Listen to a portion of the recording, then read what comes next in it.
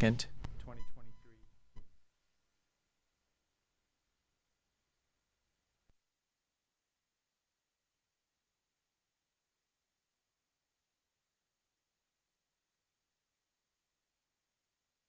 God, liberty and justice for all.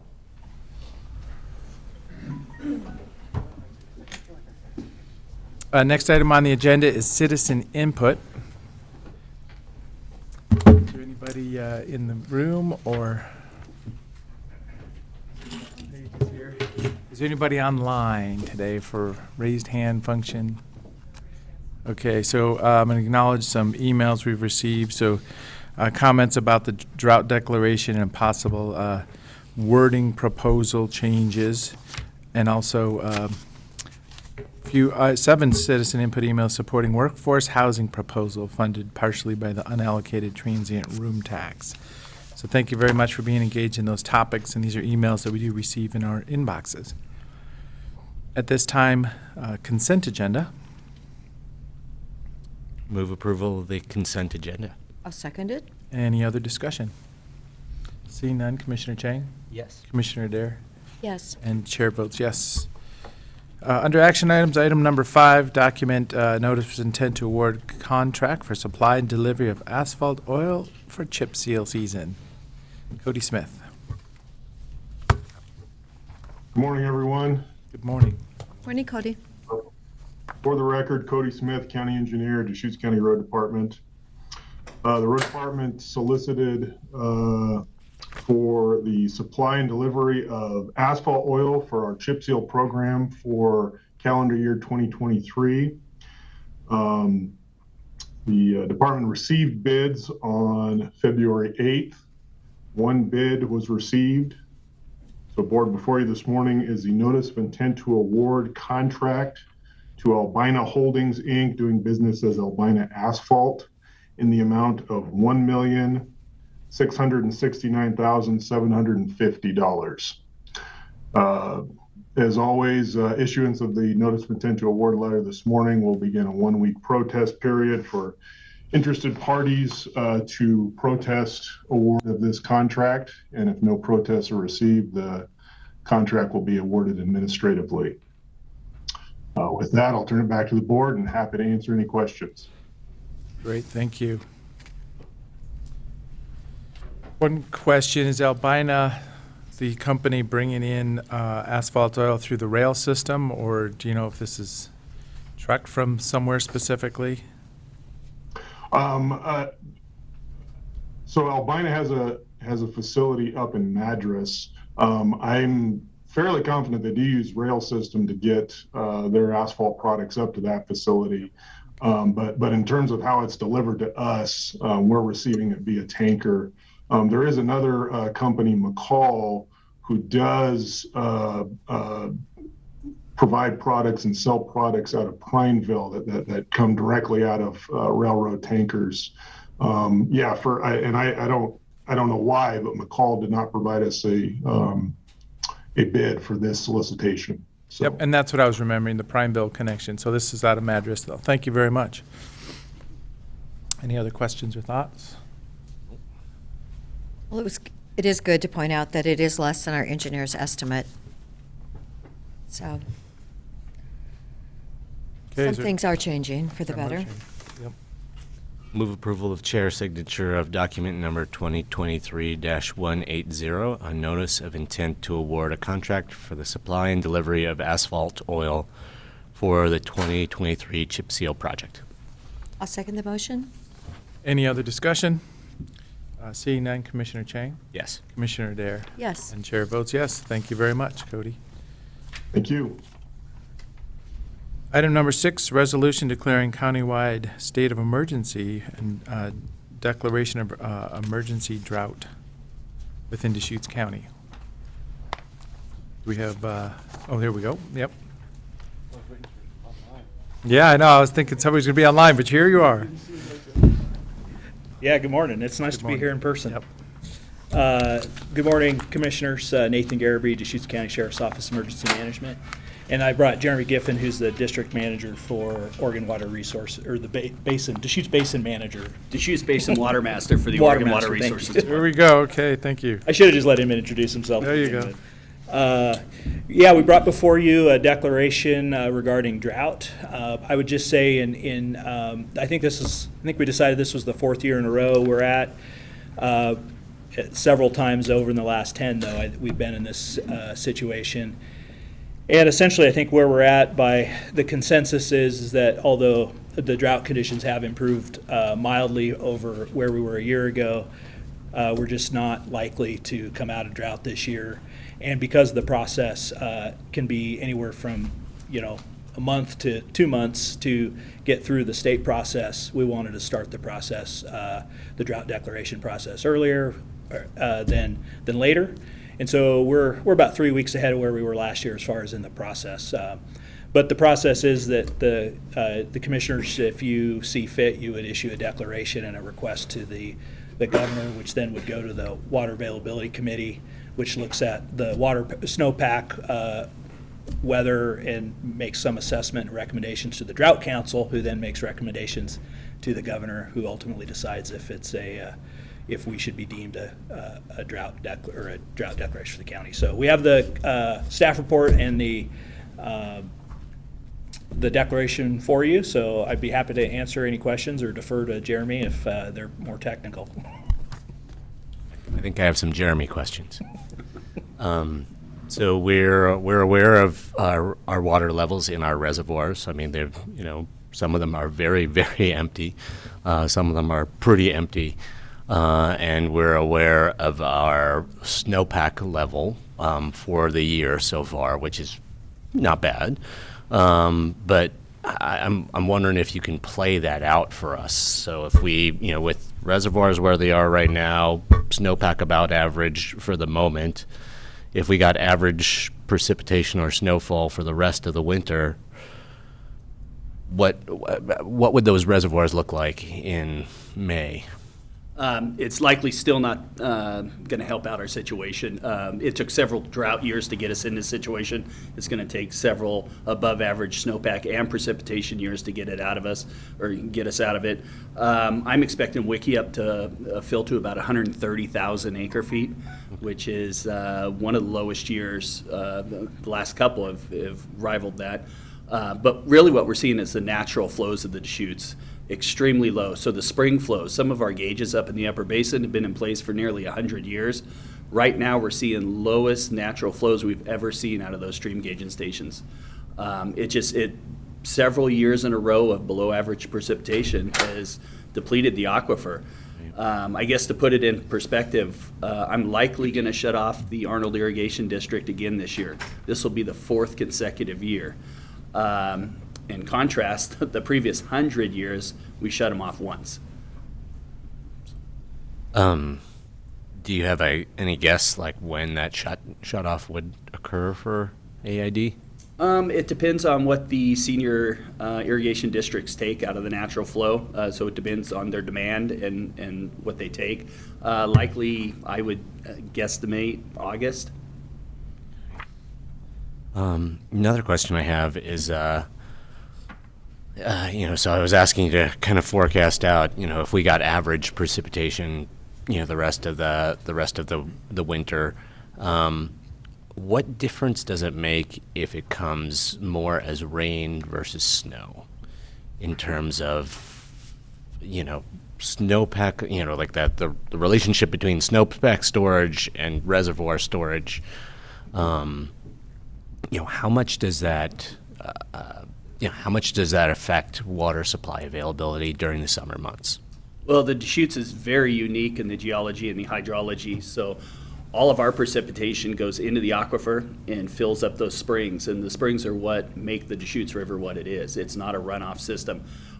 We would likely be better off if it felt snow, because one of the major contributors to the water in Bend is the Little Deschutes River, and it actually has a runoff type signature. So if we were to get early warmer rains and melt that snow off before the irrigation districts had a chance to utilize it, i.e. it makes its way to the Columbia before the districts turn on, that would be a problem. So we'd rather see it at snow, but But unlike other areas like our neighbor, Crook County over there, they're a complete runoff system. So you don't know how their reservoirs are going to end up until the season's over, because they could get a big rain event that fills it.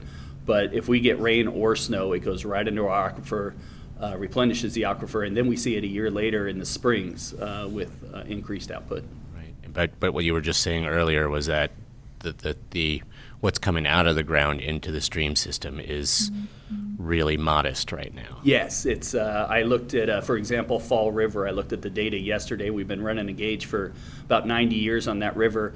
The flow coming out of the ground, which is the natural spring flow, is the lowest we've seen in 90 years. Good to understand.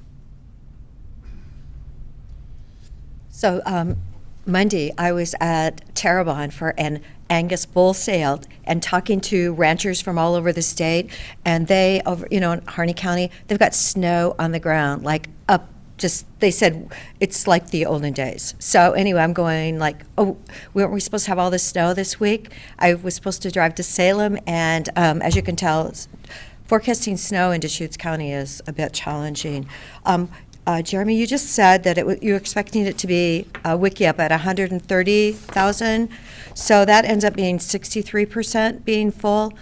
Right now, it's just a bit over 50, so you just think it's going to just jump up, what, 12% or something? Yeah, so our the Deschutes River system is extremely unique. It's like nothing else in the West. We don't get, we can get a large rainstorm overnight, and everywhere else, reservoir managers are going, oh boy, let out more water. A bunch of brown, high flow water's coming down the stream. If it rains a lot or snows a lot, the Deschutes River doesn't move at all. It's actually one of the easiest reservoirs, the Wickiup on the Deschutes system, to forecast ever. I can tell you at the end of irrigation season, likely within 5%, where we're going to be at the start of the next irrigation season. Anyone else in the western U.S. would think I'm crazy for that. But because it's spring-fed, it's extremely reliable and forecastable. Except for the little Deschutes, you were saying. Except for the little Deschutes, but that comes in below Wickiup reservoir and adds to the natural flows of the Deschutes coming into Bend. And we're hopeful each year that remains snow in that drainage until the start of the irrigation season. Then when it melts off, we can utilize it with the canals out of Bend. So we're still the most impacted part of the state of Oregon, according to the Capitol Press, when you look at the maps there.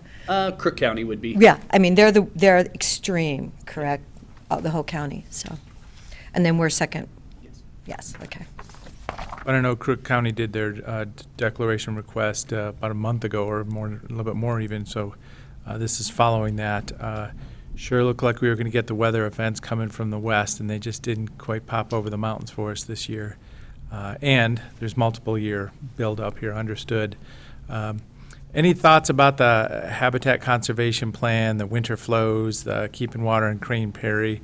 I mean, my point is that, when you look at the big picture, we're in a different era because of that HCP, which is everybody's agreed upon and worked hard for, but Wickiup probably just won't be filling the same way it ever did because of the HCP and the winter flows. Is that correct?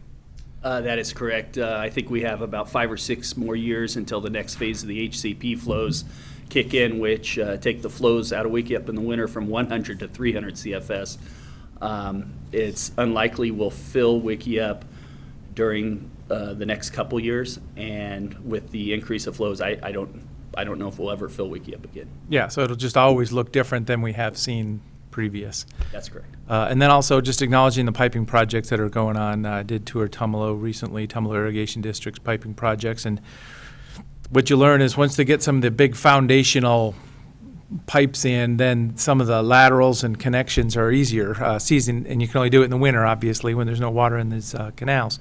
But we do have piping going on too, so it's exciting to see those investments coming on the ground, and then the efficiency is going to go up.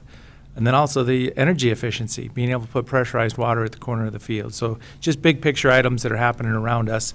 So there's less energy pumping water, and then having pressurized water at the fields for the farmers is a benefit of that piping.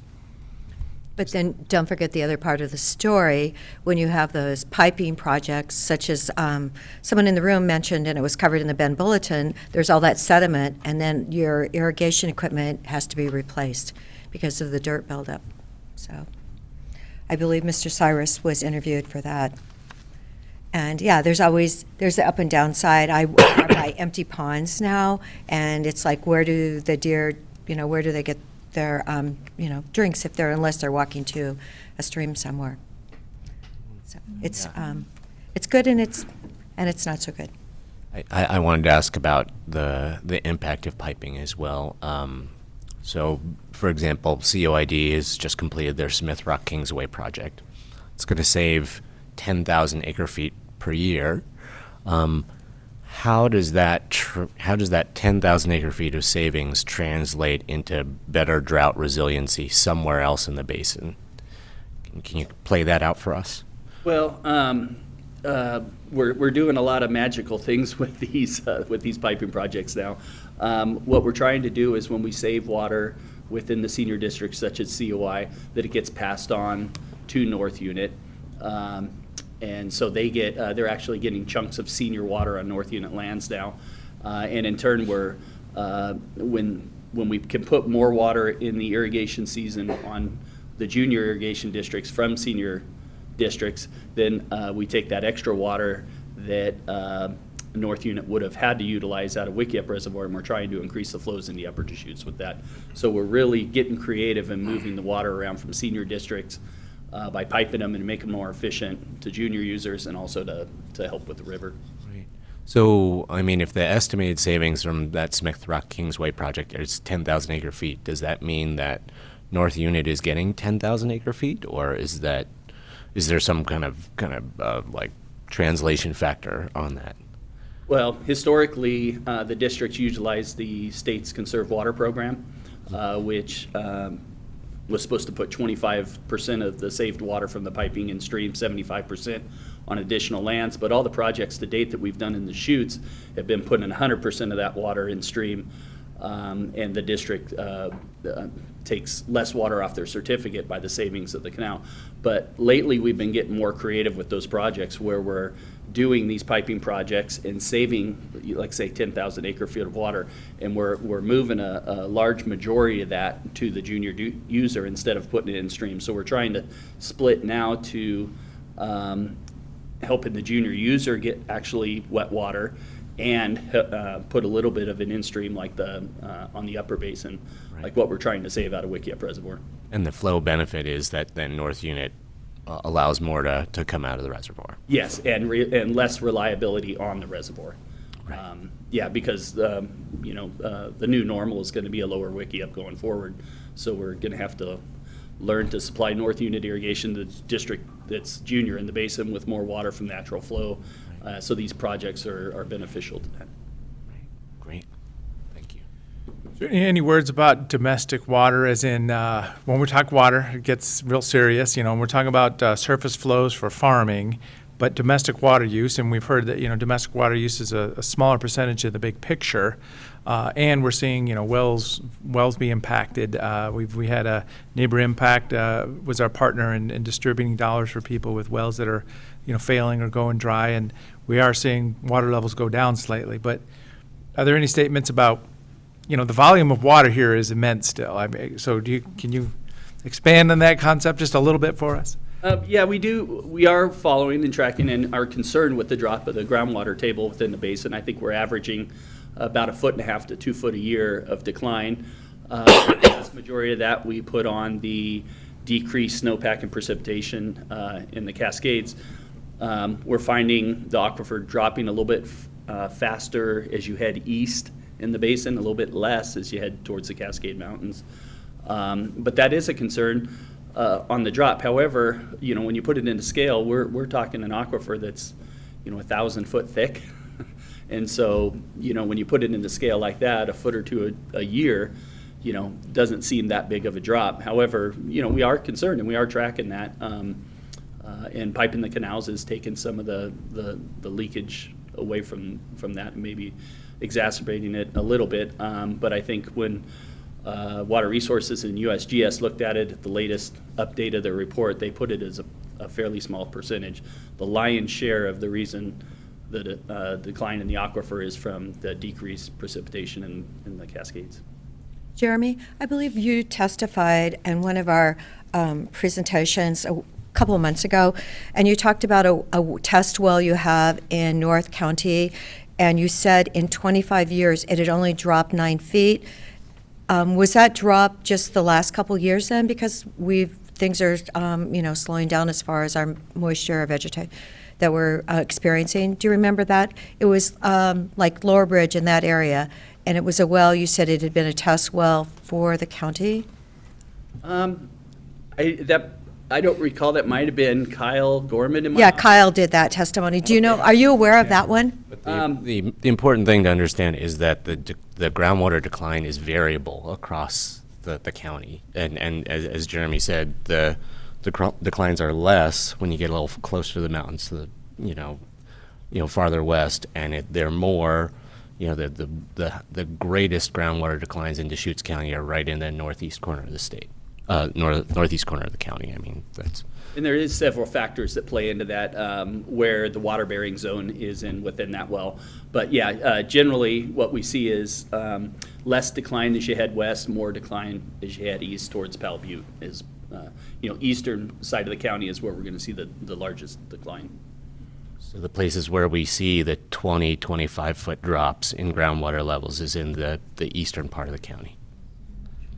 And I'm unfamiliar with that well. We have a lot of observation wells out there. So. In the east part of the county? Countywide, we have several with recorders in them that we're monitoring.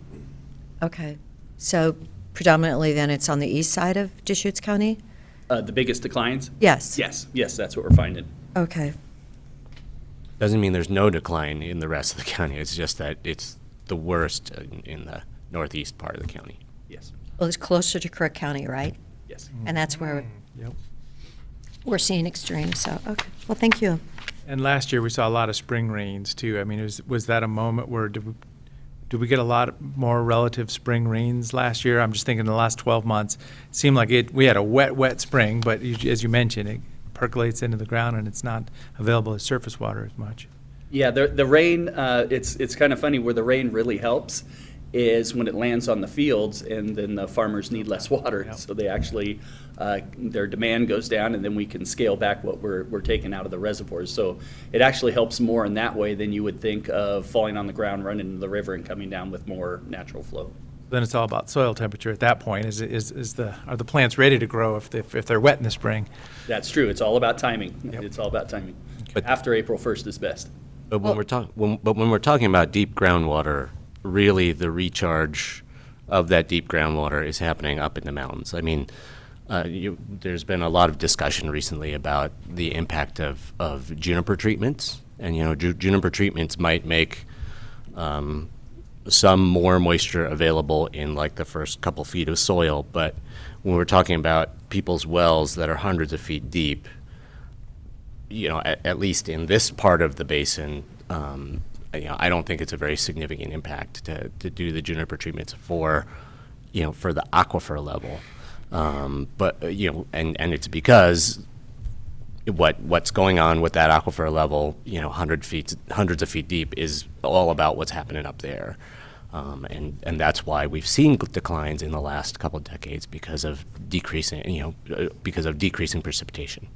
Yeah, when you look at a map of Deschutes County and where the aquifer recharge comes from, it's the lion's share is from the Cascades. You really don't get recharge in areas down in this area. It only affects the top couple feet of the profile. Great. Well, good educational discussion today. And I'll show support for the drought declaration here, so I think we're going there. Is there a motion? Yes, I move approval of resolution number 2023-012, declaring a countywide state of emergency and requesting a state declaration of drought emergency within all of Deschutes County. Second. Is there any other discussion? I just noticed, Jeremy, that, so Hoodoo had a total accumulation of 145 inches of snow so far this year. Do you know, is that in a decent level then?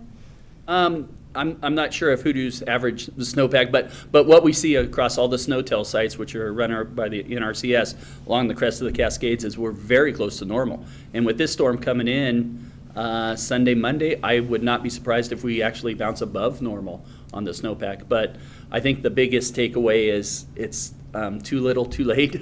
It, you know, a lot of people say the Deschutes Aquifer is gets going like a train. It takes a long time to get it going, and it takes a long time to deplete it. To catch it up. Yeah, so we're not a drought year, good year, drought year, good year. We usually, when we go into drought, it's for 4 or 5 years, and it takes a while to get out of there, and it's going to take several above-average snowpack and precipitation years to recharge the aquifer. The first thing that when the groundwater table drops, the first thing that goes away is spring flows, because it's an overflow of the groundwater system. And so the Deschutes River is made up by springs. And so those springs are, after several years of drought, hardly putting out any water right now. And so we just need a couple good years to get those springs up and robust again. Well, in March of 2019, we did have tremendous snow in the month of March, because we'd gone like 39 inches at Hoodoo for I kept driving over there, and it was 39 inches, and finally in March, it was, that's when we received most of our snow. So just because we're almost to March, we could still get a lot of snow. I mean, I know it's going to take several years, but every bit helps, doesn't it? And I would love to see a lot of snowpack and a lot of precipitation happen, but I'm still holding that Wickiup will likely end up at 130,000 acre feet by April 1st, no matter what weather happens over the next couple months. So after April 1st, could it not fill, though, if we do get more snow? I mean, over the 130? No, I suspect Wickiup will decline after April 1st due to HCP flows, and irrigation demand will be much more than the natural flow at that location. So Wickiup will start going down after April 1st. One of the really critical questions to ask is, so we're seeing natural spring flow at the lowest level in 90 years in some places.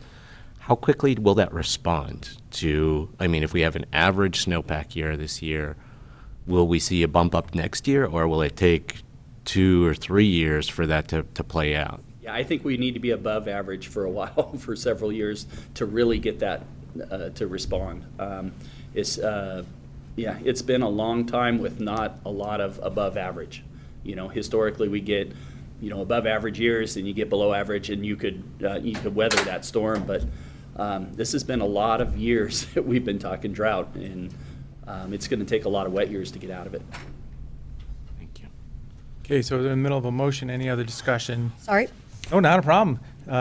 Seeing none, Commissioner Dare? Yes. Commissioner Chang? Yes. And Chair votes yes. Great discussion today. Thank you so much. Nice to see you. I mean, I guess one last thing to say is to emphasize to everyone is what this drought declaration does and doesn't do. A drought declaration like this, the real value of it is providing disaster relief and some flexibility in moving water around for agriculture. I mean, and that's in my mind the primary reason we're voting on this today. It doesn't allow us to address some of the broader issues around water supply for all different kinds of users in the basin, but it does provide a little bit of flexibility and a little bit of relief for our farmers. Thank you. Thank you. Jeremy. Next, item number 7, resolution accepting grant funds for victims of domestic violence and sexual assault. Here we go with some folks online on this one. Ashley Beatty and Dan Emerson. Good morning. Morning. Good morning. I'll actually talk about the VAWA grant. Thank you. Good morning, commissioners. Thank you, Dan. I'm just going to bring you guys back to the VAWA grant. This is the grant we discussed, which would co-locate a victim advocate part-time with the Redmond Police Department and part-time with the Deschutes County Sheriff's Office, specifically to provide on-site support to survivors of domestic violence and sexual assault, education around protective orders, how to apply, and specifically help craft a county-wide policy to assist us streamlining violations of those protective orders. In terms of budgetary constraints, this grant is 3 years, so it would be a limited duration position, and the match has been provided by the Roundhouse Foundation, which is a local grant fund who sees the importance of the work that this would do, specifically around protective orders and providing extra safety planning services for victims of crime. So there should be no fiscal impact to the budget. Dan? Yeah, I would just concur with that. The Roundhouse Fund has, the Roundhouse Foundation has generously given the match that typically would have been provided by a general fund. This resolution not only accepts the VAWA grant, but it also recognizes a couple grants that came before this board the last couple months, which would be the Roundhouse Foundation also had a $50,000 pledge for support in United Way of $53,000 approximately, and then the $25,000 match for Roundhouse for the VAWA. So the resolution recognizes those funds and appropriates them to this limited duration personnel position and some materials and services.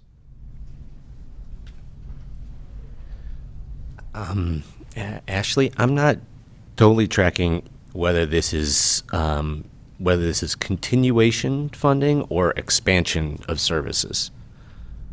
This is expansion. It's an expansion of services. Okay. We currently do not have an advocate located outside of Bend. So this would be co-locating half-time in Redmond, half-time in Lapine, with the Deschutes County Sheriff's Office providing that service to our more rural areas, making sure we're expanding services to persons in Northern County and in Southern County as well. And in the other parts of the county, currently, other people from the DA's office are trying to address domestic violence, sexual assault, just kind of not that's not their exclusive focus. They're just kind of trying to deal with those issues as they come up as part of an overall portfolio. Yeah, thank you for asking that. So a great distinction of this grant is it's really looking to support pre-conviction services to survivors. A lot of mostly what victims assistance does is post-conviction. So the police report, the investigation's been completed by law enforcement, it's been referred to the DA's office, the DA's office has filed charges, an advocate gets assigned and is working with that family. This grant would provide upfront services to be done ahead of time with law enforcement. What we're seeing is that the law states victims' rights actually start at the time a victim is designated, which happens at the time that law enforcement contacts that victim. So when they're doing a sexual assault investigation, a domestic violence investigation, that's when their victims' rights actually apply. That's when we should be also providing services. However, as you guys know, we just don't have capacity. So this grant is going to specifically look at addressing that capacity in a very specific fashion in our more rural areas. Right. And that window of time, that pre-conviction, after an investigation has begun, but before a trial has started, that is my impression is that's a pretty dangerous and vulnerable time as well. So is that accurate? That is. So this grant is actually called the Jessica, so it's VAWA, which is the Victims, the Violence Against Women Act. But this specific award that we got is called the Jessica Gonzalez Advocate Grant. And the reason being is the survivor named Jessica Gonzalez did pass away. Well, she was murdered by her significant other at the time, at the exact time that you're discussing. So we are aware It is a very dangerous time for survivors after they've reported, but before there is accountability. Thank you. Well, great job piecing this together, doing the outreach, finding other local grants to match this up. And it's exciting to be able to have this position for a few years, and we'll see where it goes from there. I know you're always working to, add more capacity and, provide these support resources. I am. Thank you. Thank you, Ashley, for bringing this to us today. Thank you. And to honor the memory of Jessica Gonzalez and something good has come out of it. So thank you for bringing that up. And thank you to the Roundhouse Foundation for providing the match for this grant to provide these expanded services. Really important expanded services. Yes, I really appreciate the new partnership with the Roundhouse Foundation. They provided us, as Dan was mentioning, that initial $25,000 to utilize to help support our efforts during the Safeway incident, the Safeway mass violence incident, and now they're following up providing the match. So it's a great partnership, and I'm very thankful. I'll move approval of resolution number 2023-003, accepting the grant funds and increasing limited duration FTE and appropriations within the taxable year of 22-23 Deschutes County budget. Second.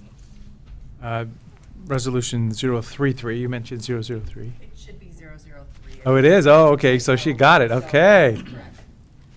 Yes. Great job then. Well, somebody says was trying to keep me up to date. Yep, okay. Right, Ashley? 003. Somebody actually. Yeah, so I just didn't get that little, yep, okay. Any other discussion? Seeing none, Commissioner Dare? Yes. Commissioner Chang? Yes. And Chair votes yes. Thank you very much for joining us today. Bye, Ashley. Bye. At this time, item number 8, Treasury Report from our independently elected Deschutes County Treasurer. Here. Yes, thanks for joining us. You're very welcome. Good morning, Commissioners. I'm Bill Kuhn, Deschutes County Treasurer, and very pleased to present the January Treasurer's Report. What I'd like to do first is provide kind of a high-level overview of economic activity. It's been a busy couple weeks out there on the markets, and pretty dramatic January payroll data was released on February 9th, which was considerably higher than market expectations. And this, along with strong labor data, resurgent consumer spending, and robust inflation numbers, have changed the market's expectations for progress towards battling inflation. January retail sales increased 3% month over month on broad gains across a number of sectors. January CPI numbers increased 0.5% month over month, with food and energy leading the way, and that's been the case over the last several months. January PPI inflation, which is the producer price inflation, increased 0.7% month over month. And so all of those have contributed to market expectations with regards to rates. Offsetting this inflationary news is the fact that January existing home sales fell 0.7% in January, from an annualized basis of 4.03 million to a new forecast of 4 million, which is the lowest level since May of 2020, and a 12th consecutive month of decline. So we've seen some pretty dramatic declines there. Year over year, existing home sales declined almost 37% in January, which is the 18th consecutive monthly decline. At a local level, and I think this is really important, we can kind of drive it back to Deschutes County. I went out and gathered some information showing Bend's area median price now at $685,000, which is lower, obviously, than peak of $773,000, which we experienced about a year ago in March of 2022. Median price obviously is being impacted by a significant decline in home sales over $1 million.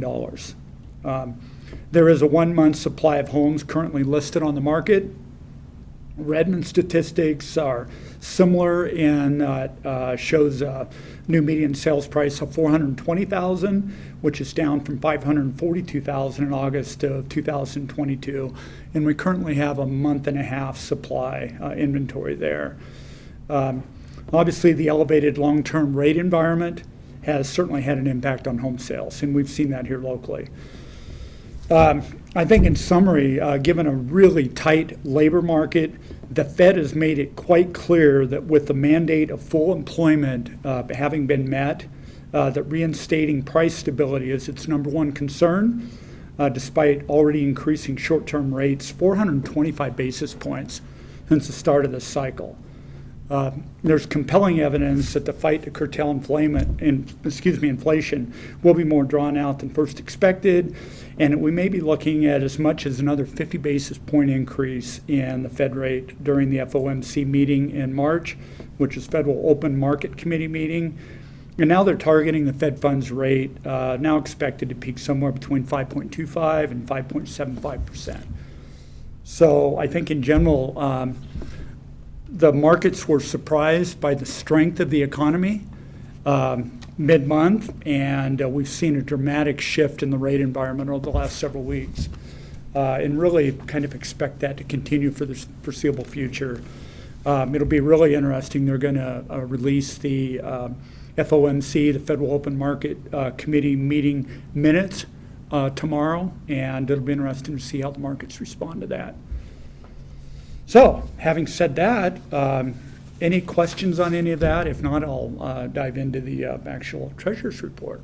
Any thoughts on, for the housing market, the interest rates probably just lock people in, as in if your existing mortgage and you have debt associated with your housing, 3% or whatever the number is, there's just no justification in even downsizing because your next mortgage, if you have debt associated, absolutely it's gonna lock you in. That also has an impact on people either moving up or downsizing, like you said, leaving what they consider to be a really attractive mortgage to essentially double their rate. If they locked in a year ago, there's a lot of sub 3% mortgages out there on 30-year fixed rates that's also having an impact on kind of market-to-market movement where people are either moving up or potentially downsizing. So, and it's also having an impact on in-migration as well. I'm very much aware of a situation. We're trying to recruit from outside the area for a high-profile position on a board that I'm involved with, and we were declined from a candidate trying to move in from outside the area because they just couldn't afford the housing. Significant uptick in housing costs in that particular situation, and she and her husband just couldn't justify it. So we're seeing that impact. It really is rippling throughout the local economy. So just like everybody's seeing, new construction is the path right now, but still that's a high-priced, expensive endeavor. It is. It's the cost Yeah. of materials and labor to build a new house even. Yeah. So cost of construction and then just interest costs on the mortgage on top of that. It's having a profound impact, and expect it to kind of be that way for a little while. So great question. Yeah. How long is a little while? Yeah, there you go. How long? No, I meant really, My crystal ball's a little fuzzy He knew there, that he but, would be no, busy making billions of dollars. well, I was talking to a mortgage company, and they said, like the rate you see, like the 6.2 rate, Yeah. you have to have impeccable credit for that rate. So then that means that, do. yeah, impeccable. So that's just at the bottom end. Typically have tiered pricing based on your credit, your overall credit profile. So if you come in with really solid request, you get the best rate. But if you don't, then there's going to be a premium that you're going to have to pay on top of that. I think what we're actually seeing in the market right now is the inverted yield curve. We're starting to see an increase on the longer end of the curve as well, which means that there's some expectation that there may be an extended period of higher rates than maybe what we first thought. So anyway, it'll be interesting to see what happens over the next probably 30 to 45 days in terms of some of the other economic information out there. Nick? Yeah. Yeah. Just given, thank you. Just given the new economic information, just as the board's meeting started this morning, the new tax revenue forecasts out of the state, and they're projecting another increase, potentially giving state lawmakers more money to spend in the next budget and driving up the kicker. And so it's demonstrating that the economy is remaining strong, as you said. I mean, Think stronger than about maybe all the projected. stimulus that's been injected into the economy over the last year and a half to 2 years, and that capital had to land someplace. So there's such an excess supply of capital out there right now. And consumers, I've seen some recent information where they're actually having to borrow now, rising credit card balances, et cetera, trying to balance their budgets currently. But you know, they were living off of some of the capital that had been injected into the economy up until now, but those funds are being exhausted. So. And as a nation, as a society, we're kind of addicted to consumption. So when people can do it, they're doing it. So Well, they will, yeah. Pent-up demand and supply chain disruptions and everything is coming to a head right now. And so like I said, it'll be really interesting to watch activity over the next, I'd say, couple of months. I think that's going to be really telling for the balance of the year. Great, thank you. Without any further questions there, I think I'll do just a high-level review of our January activity. Our portfolio balance for the month of January was $318 million at the end of the month, which is down $10 million from December, but that's expected. That's part of our cash flow cycle, but an increase of $32 million year over year. So we built balances pretty significantly since January of 2022. Net investment earnings were $561,000 for the month, slightly higher than December, but significantly higher, $431,000 higher than a year ago. And this was reflective of the higher rate environment and also growth in the portfolio. All portfolio category balances are well within policy guidelines, which is important. Reflective of rising short-term interest rates, the LGIP rate has increased significantly in the last month. It started beginning of January, 3.3%, and it's now 3.75% at month end. Has it come up from then, Bill? Excuse me? Has it come up from January 27th? That's the last. No, it has not been adjusted yet, or again. Okay. But there's some expectation that might be adjusted as well. It's a lagging indicator, not a leading indicator, as you can imagine. The average portfolio yield was 2.23%, showing an increase from 2.13% the prior month. And so we're starting to see the impact of some of the investing that was done a latter part of 2022. The portfolio has a weighted average time to maturity of 1.34 years versus 1.37 years in December. And this is actually a function of greater balances actually being kept now in short term. We're trying to build short-term liquidity, both in our bank balance and also LGIP funding. We're trying to take advantage of the rising short-term rates there and also the fact that we can invest more money in the LGIP fund right now. And I think and really what that does is that gives us maximum flexibility in the near term. And outside of that, really not much else to report right now. Do we have any questions? I have kind of a big picture question, and this might be a Bill and Robert type question, but I've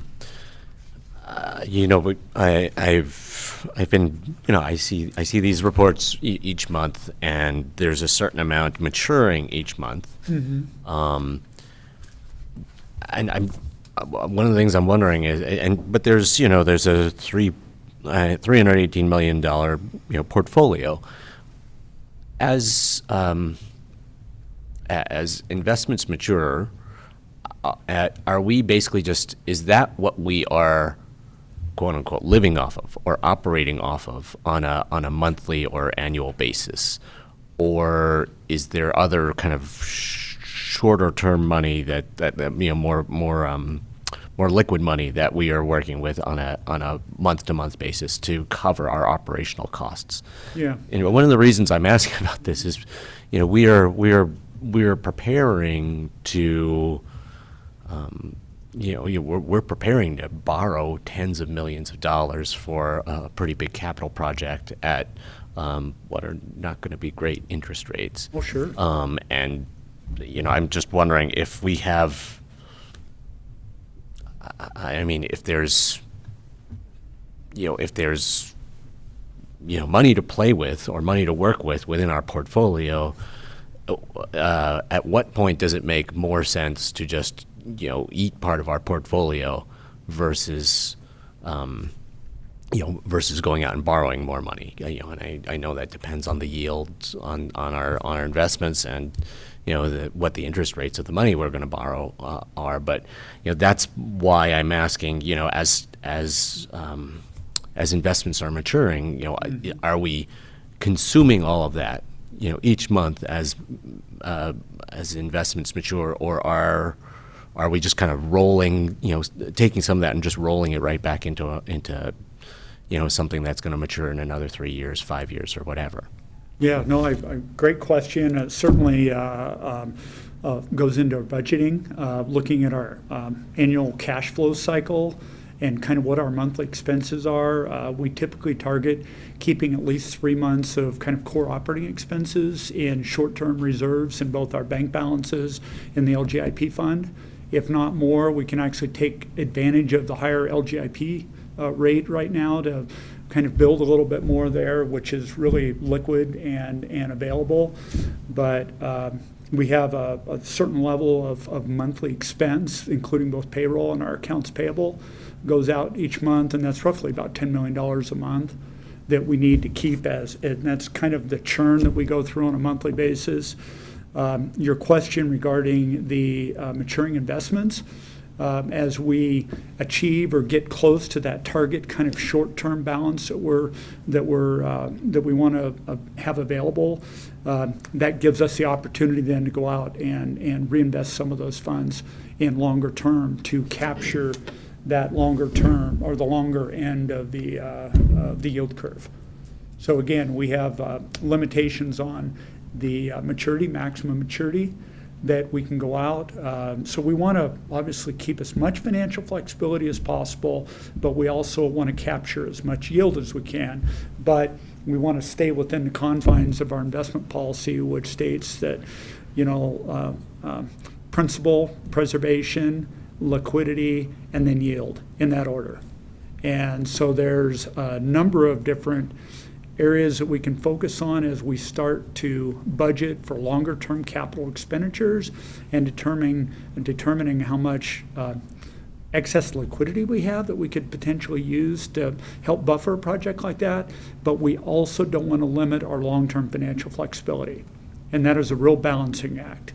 Mm-hmm. Does that answer your question? It does. Okay. I mean, and you might be able to make the argument that if there was a moment when we needed to burn some of that flexibility, it's now. Yeah, and also recognizing restricted nature of various funds and all of that, that when you look at it on a pure portfolio basis, a lot of those funds are dedicated to particular uses as well that we need to, certainly honor as well. But no, great questions, and certainly a great, kind of lead off to a bigger picture budgeting discussion. Yeah, and just at the highest level, I hope that we'll be evaluating the interest rate we're paying on debt versus the yield we're getting on our investments when we're thinking about what role our portfolio plays in helping us get this big capital project done.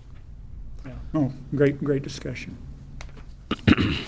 Thank you very much. You're very welcome. Great day. Thank you. I hope you're enjoying your new job. In I retirement. did this into it. In your renewed retirement. Yeah. Thank you. Item number 9, finance report.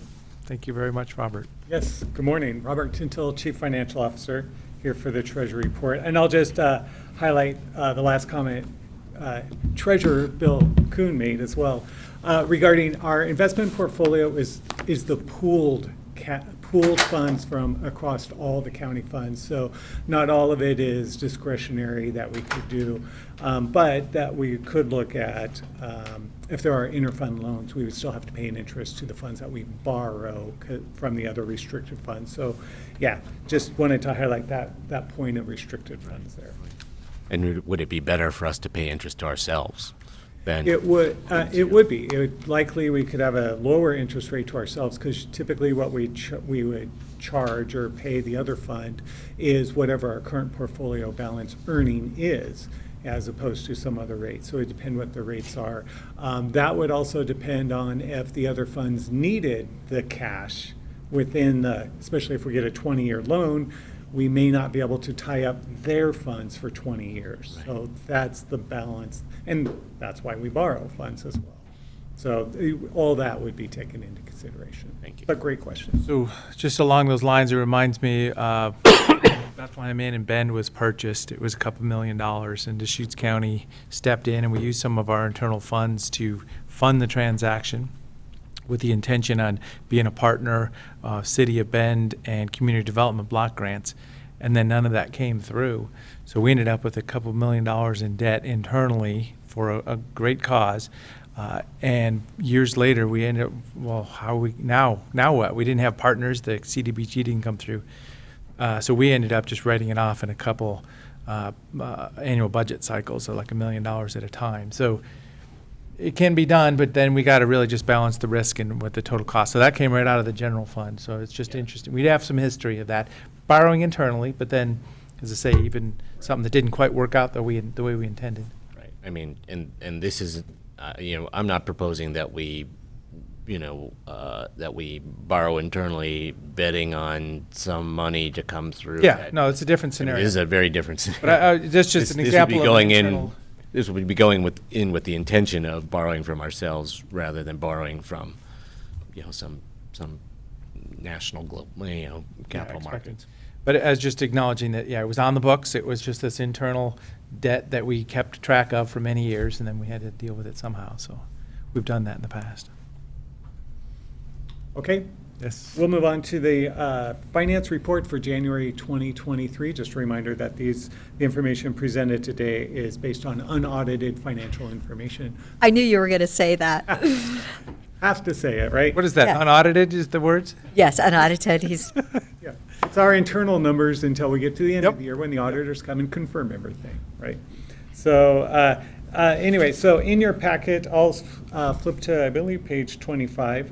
I'll come back to the general fund summary there. It's our position control summary, and you'll see that for January of 2023, we actually had overall a 6.0 FTE decrease for the month, but that's because CDD did let go of 8 positions. They reduced their FTE by 8 positions. So they did do that mid-cycle then, because I was asking Nick about that yesterday. Yes. And then my other question is, did you move one from administration to risk? Yeah, admin did decrease 1 and risk added 1. And I'm not sure on that movement there, details. There is Eric. Here we go.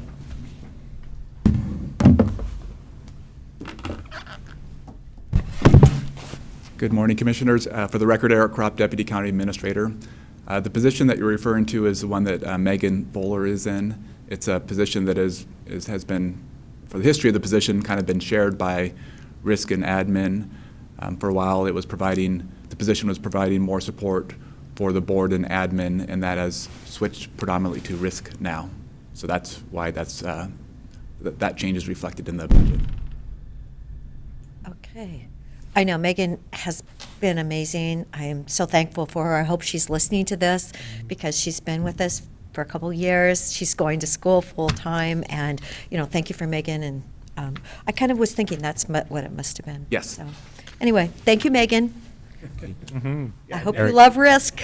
Eric, I have a position control question that you might be the appropriate person to answer.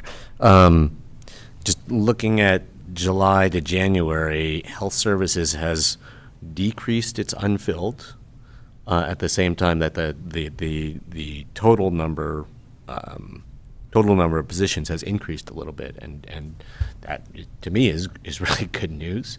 I am curious whether we've seen, come through the Board of Commissioners in the last, 6 months, we've seen a number of kind of recruitment and retention initiatives from health services, and do you have an impression of whether it's working? Right? Like, are those various things that we're trying to do, one of the reasons that we are in better shape now than we have been? Yeah, I don't know offhand. I could ask the department to report on that. I think it's a very good question.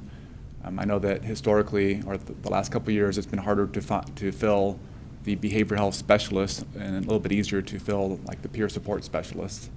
And some of the new positions that have been added are peer support specialists and also case managers, which tend to be a little bit easier to fill. But in addition, there have been several efforts from the department that have been supported by the board for this. We could ask them for a breakdown of that. Yeah, or just, a breakdown would be nice, but just kind of impressions on, Sure. Like, is all that stuff working? And if so, that's an important thing for us to note. Yeah, just in meeting with the department, what we tend to hear is that it's helping. It's not solving the problem, but it's helping. It's generally what I hear from the department. Thank you. Robert, how many did you say that the building department decreased then? Eight Eight. positions from CDD, Okay. and the sheriff's office added 2. So there was no net change between admin and risk, that was 0, but yeah, the 8 positions in CDD plus the 2 in the sheriff's office. Okay, thank you. And Robert, and as Commissioner Darrett asked me yesterday about those positions, I didn't know, I invited Peter just to, if you were curious about any of the information, because after a decade of growth and expansion, to now see a decline, I didn't know if you have any questions. He's available to answer those.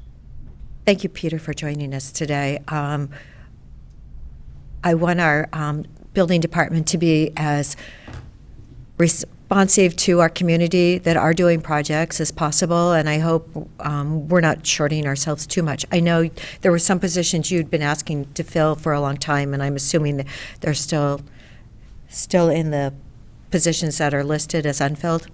Correct, and thank you, Mr. Chairman, members of the commission. Peter Gutowski, Community Development Director. Yeah, we had 14 unfilled positions, as Robert just noted. 8 of those were relinquished due to slower volumes right now. We continue to recruit for a fire and life safety plans examiner. That position's been open for approximately 18 months. No one's applying. We just recently we had some resignations with field inspectors.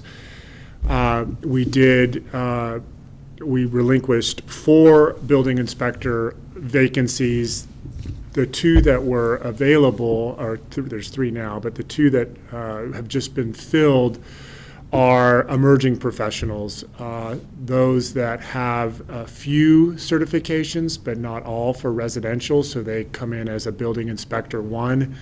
It will take us time to train them to get their full certifications. They will be going to the state remotely to get certifications, I want to say, for plumbing and electrical. I think they brought in their structural and mechanical with them.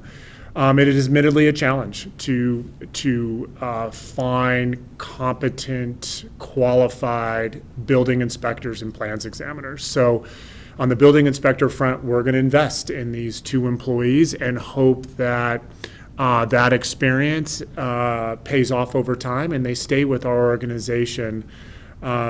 We had, just since it's a topic of discussion, we had 2 recruitments for permit technicians. We had 57 candidates. None were qualified, to my knowledge. None. They didn't interview well. They weren't prepared. They didn't understand the position. And that's a vulnerability that CDD will have over time. It's not one that we have currently. They're on the front lines for intake. But there are vulnerabilities in CDD to the extent that we have turnover. Right now, we have these unfilled positions, but I think we're sufficiently staffed based on the volume that we're receiving to date. If and when that changes, as the economy recovers, CDD could find itself in a position where it's taking us longer to review plans and perform inspections. And we're being diligent about letting our customers know of this reality. So that's the update that I would offer. But I do think at this present moment we are appropriately sized. We have 64 FTE in the department, and like I said, we are invested in the training of these 2 new building inspectors. Great. Well, I'm glad you have the 2 to train. That's We the really do. good news. Yeah, it's great to have them here. They started yesterday. Okay. How many open positions for inspectors still? There's one more opening for, I believe that's right. I want to say there are, we retained 3 unfilled. Yeah, so we removed, right. So we have the 2 that we just hired, and there's 1 that's out there in hopes that we might strike lightning in a bottle. So relinquished 4, we still have, we had 3, and now 2 are filled. So 1 is outstanding. Because that's where the rubber hits the road. The whole process. But I know when hammers are flying and the trades are out there, it's important to keep that flowing also. Yeah, and Randy Scheid's has used his contacts to gently lean on the building safety division, the building BCD, the building codes division at the state, to open up more opportunities for certifications. That has happened for the 2 new employees that we have, but long term, the state really does need to expand those opportunities. Right now, the only way you can get some of those certifications is if you're working for local government. Of course, it's Chemeketa, and I want to say Portland Community Colleges are the 2 schools that offer vocational training to become an inspector or a plans examiner. And so hopefully, we don't have much leverage there, but we really need to be pushing those opportunities to ensure that there are enough of these subject matter experts that can help not just Deschutes County, but across local governments in the state to be prepared for when the economy turns to handle those responsibilities. Right now, it's feeling lean educationally and within the state system. So in our case, we're okay with the 2 inspectors we have, but long term, if there was a vulnerability, that would be another one.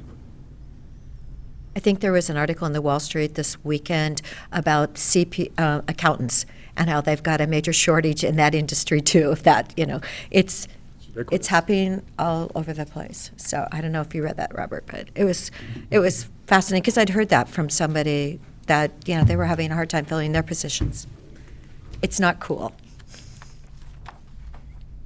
Okay. Thank you, Peter. Yeah, thank you.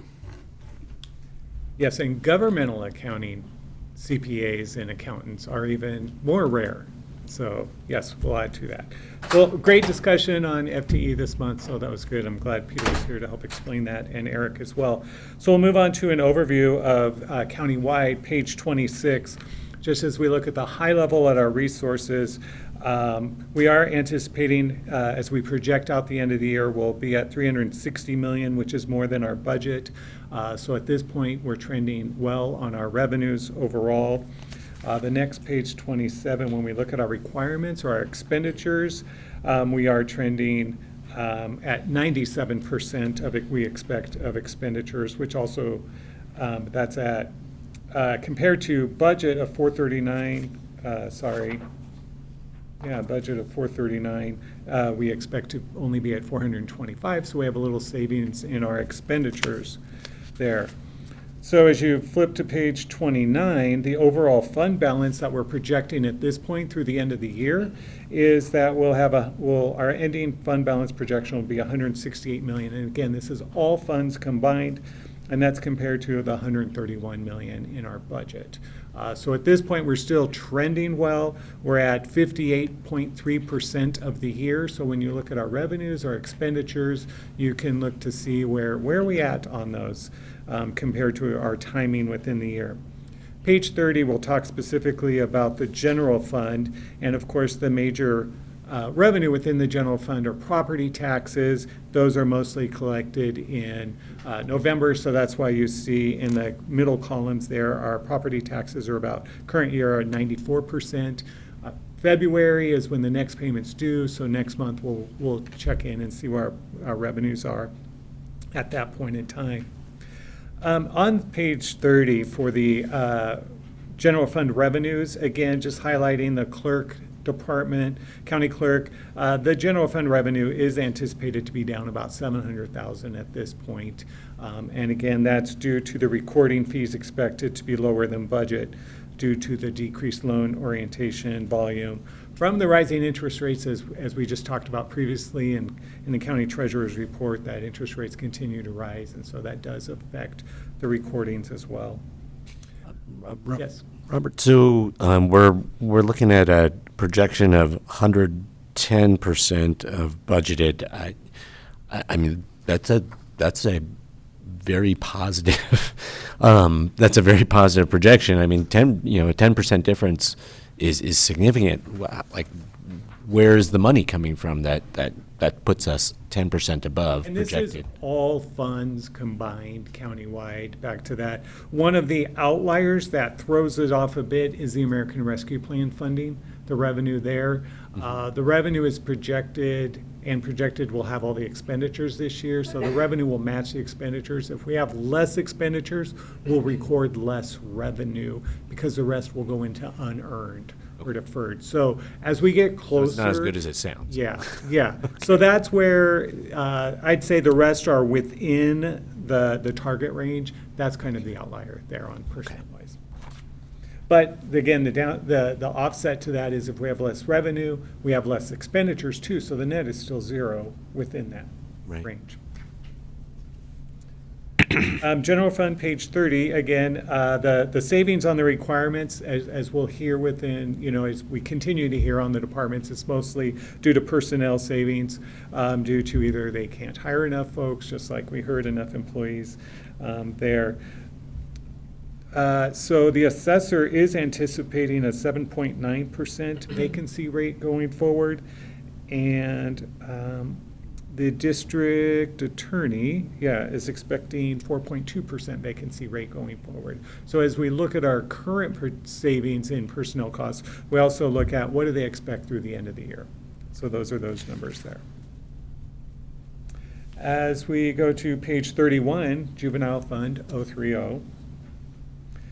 Again, the biggest highlight on their fund is their vacancy savings as well, which is in the middle column there. They're expecting 448,000 in savings, and their vacancy rate they're expecting is 5.2%. TRT funds, page 32. We've talked a lot about this. One of the things to highlight on this report is the projection on the very last line, total fund balance. Right now you see it's at 3.993. And again, that is the reserve for our $4 million commitment that we have over the next 2 years for Sun River. So essentially the fund balance we have, it's already reserved and allocated for future use. We are on target for seeing, at this point in time, about right on where we budgeted.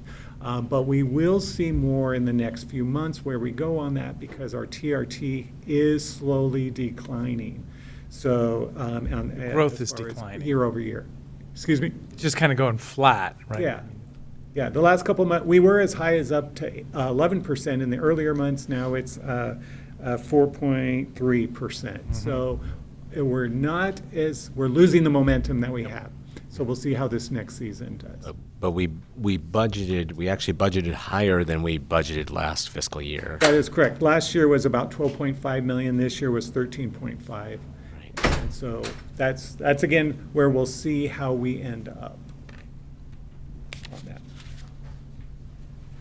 Okay, page 33, which is the ARPA fund, Fund 200, and that's where I mentioned just a minute ago about we're budgeting full revenues, full expenditures. If we have less expenditures, the revenues will come down. One thing to point out on this one is on the resources in the revenue tab, you see in the middle column for actuals. Actuals year to date, we have 176,000 in interest. And again, across all funds, we know we're getting more interest than what we budgeted, because who knew rates would go as high as they were at the time we did budgeting last year.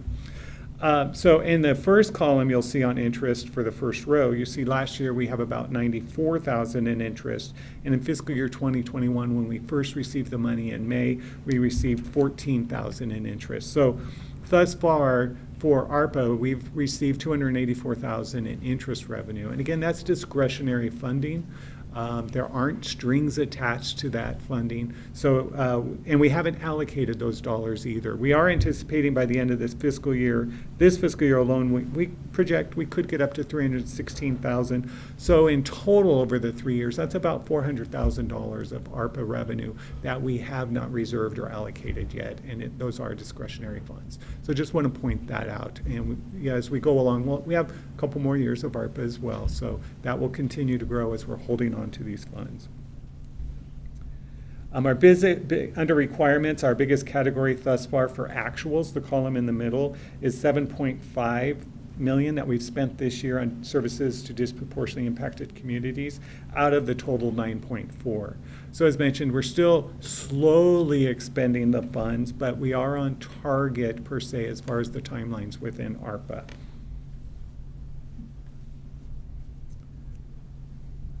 Okay, I'll flip a couple pages, probably go to page 35, the Sheriff's Office, Fund 255. Oh, Robert, on that one, vacant positions, that footnote did not come through under the requirements. I just wondered, seems like it would be a couple of them. On ARPA fund? No, on page 35 for the sheriff. Oh, sheriff. There was a footnote E, savings due to vacant positions, and my paper doesn't show any E's on it, so I was just trying to, I thought it must be a couple of them. Yeah, it's probably, yes, sorry about that. The reference up above, right above the A down below, but it says vacant positions are driving the projected department savings. So it's kind of the overall comment for the department as opposed to highlighting the savings with each of the categories because they don't have just a personnel line. Right. So you're right, there's no E on there. Okay. And that is kind of their the highlight for them is their savings in their vacant positions as well. Page 36 with Health Services Fund 274, and this is overall all their funds. Their total resources, they're projecting $60.7 million at the end of the fiscal year, and their total requirements, and these are all funds combined for health services, at $66 million. So it leaves as the bottom of the page, the last set of columns, total fund balance $13.8 million. Which is about $7.8 million higher than what they anticipated in their budget process. Now we'll look at each of the individual funds. Next page, 37, for their admin fund, 274. Again, their biggest savings is in their requirements of personnel costs of 791,000, and materials and savings has about 100,000 in savings. So they're anticipating their total fund balance in that fund will be about $4.1 million, which is about 1.4 higher than what they projected during the budget time. Fund 1.4 million higher, right? 1.4 million Yeah, higher. Thank I you. know. Health Services, Fund 274 on page 38. Their total resources also are higher, about 1.3 million. Coming in, and while their expenditures, their total requirements, they're projecting are about 2.7 million lower than budgeted, coming in at 48.5 million. So overall, they're expecting their fund balance at this point, the projection to be 6.1 million for their fund, which is about 3.6 million higher than what they had budgeted as well. And their personnel savings, they're assuming 10% forward with their vacancy savings rate of, or unfilled positions, as we know. And finally, the Public Health Fund 274, page 39. Again, a similar story. Their resources are coming in about 1.1 million higher than what they had budgeted, and their resources, their requirements, expenditure so far, about 680,000 lower than what they anticipated. So overall, their total fund balance, they're anticipating ending at 3.5 million, which is about 2.7 million higher than what they had budgeted for. Page 40, CDD. Obviously, Peter was here talking about the vacant positions that were reduced, the unfilled positions that were reduced by the 8 FTE. And again, they have adjusted the revenue projections downward due to the anticipated decrease in application volume.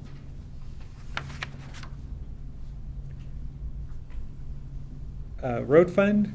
They did update some of their revenue numbers here, so they are in page 41, Fund 325. Updated their revenue numbers, they're projecting they will end up higher than what they had budgeted by about 657,000, and their savings will be a bit lower, again, due to vacancy savings, and their projection rate is about 6.8% in vacancy savings. So you can see through all the funds, it's a slight variance on vacancy savings, but they're all experiencing unfilled positions as well, all the funds. Page 42, P&P, Parole and Probation, their vacancy savings rate is 13.9%. So their savings expecting about almost $800,000 over the year. So, and that's reflected by that higher 13.9%. Well, and every time we see that, though, that means somebody's possibly doing double duty. So we always want to recruit for the right amount of service level we're committing to. So that's right. when we're looking at the numbers, it looks, oh, good, we didn't spend that money, but oh. Right. Fiscal perspective is different than the operational Yes. perspective. Exactly. Road CIP, page 43 in your packet, Fund 465. They are anticipating their capital outlay requirements. They are anticipating they'll spend about $27 million of their budgeted $28 million, so they'll have a slight savings there, or not having that expenditure, so that'll carry over in their fund balance as well for the next year. Page 45, Solid Waste, Fund 610. In their revenues, they actually are projecting a little bit less in their revenues than what they had budgeted. At 14.5 million was the budget. They're anticipating to come in at this point about 14.1, so about 400,000 less in revenues than what they're anticipating.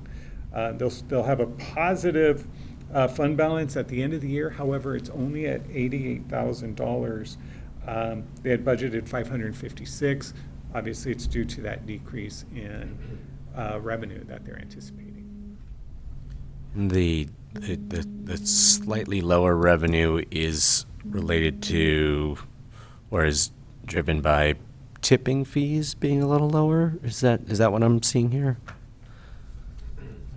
Yeah, they're, in that note A, they had mentioned that although their year-to-date total disposal volume slightly exceed last year-to-date, they are less than budgeted, and the franchise disposal fee payments of $523,000 were not received from Public Services and Cascade Disposal by closing. So there are some variations in their revenue. The largest piece you see is in that franchise disposal fee of $300,000, and then the private disposal fees of $257,000.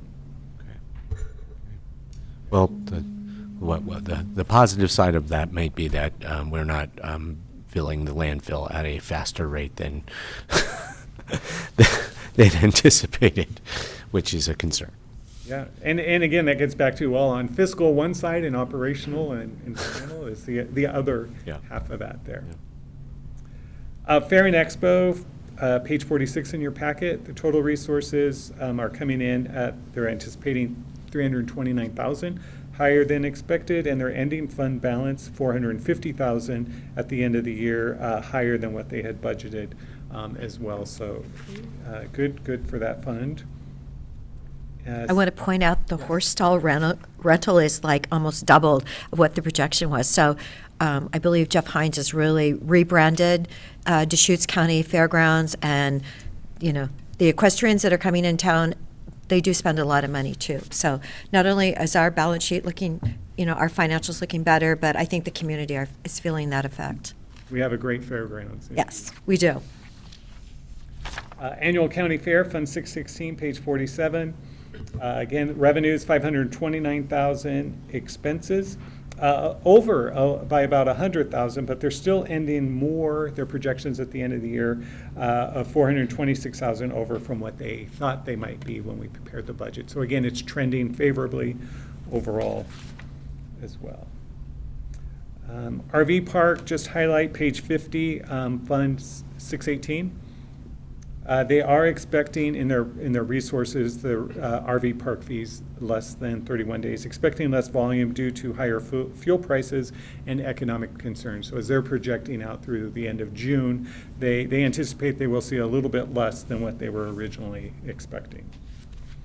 But Robert, we'll see the what happens. footnote said that because there's another park now in Redmond that offers longer stays. Yes. I know we've probably talked about this, how do we make our stays to be competitive then?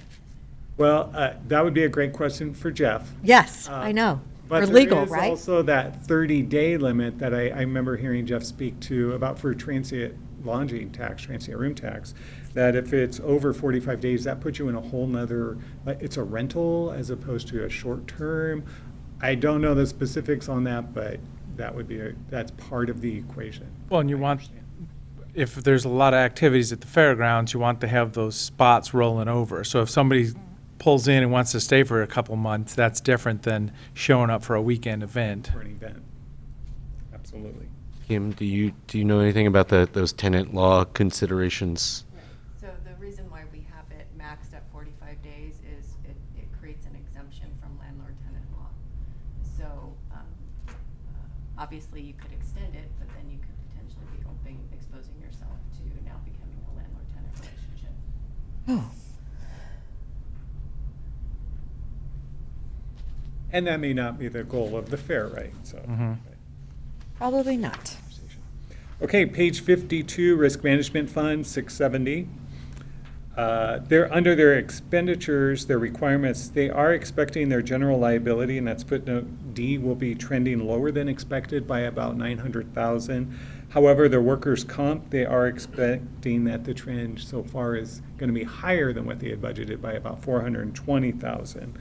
Overall, though, the fund balance at the end of the year, they are projecting 1.9 million higher than what they had projected. So even though there are some expenditures that will be trending higher, overall, the health of the fund still is trending appropriately.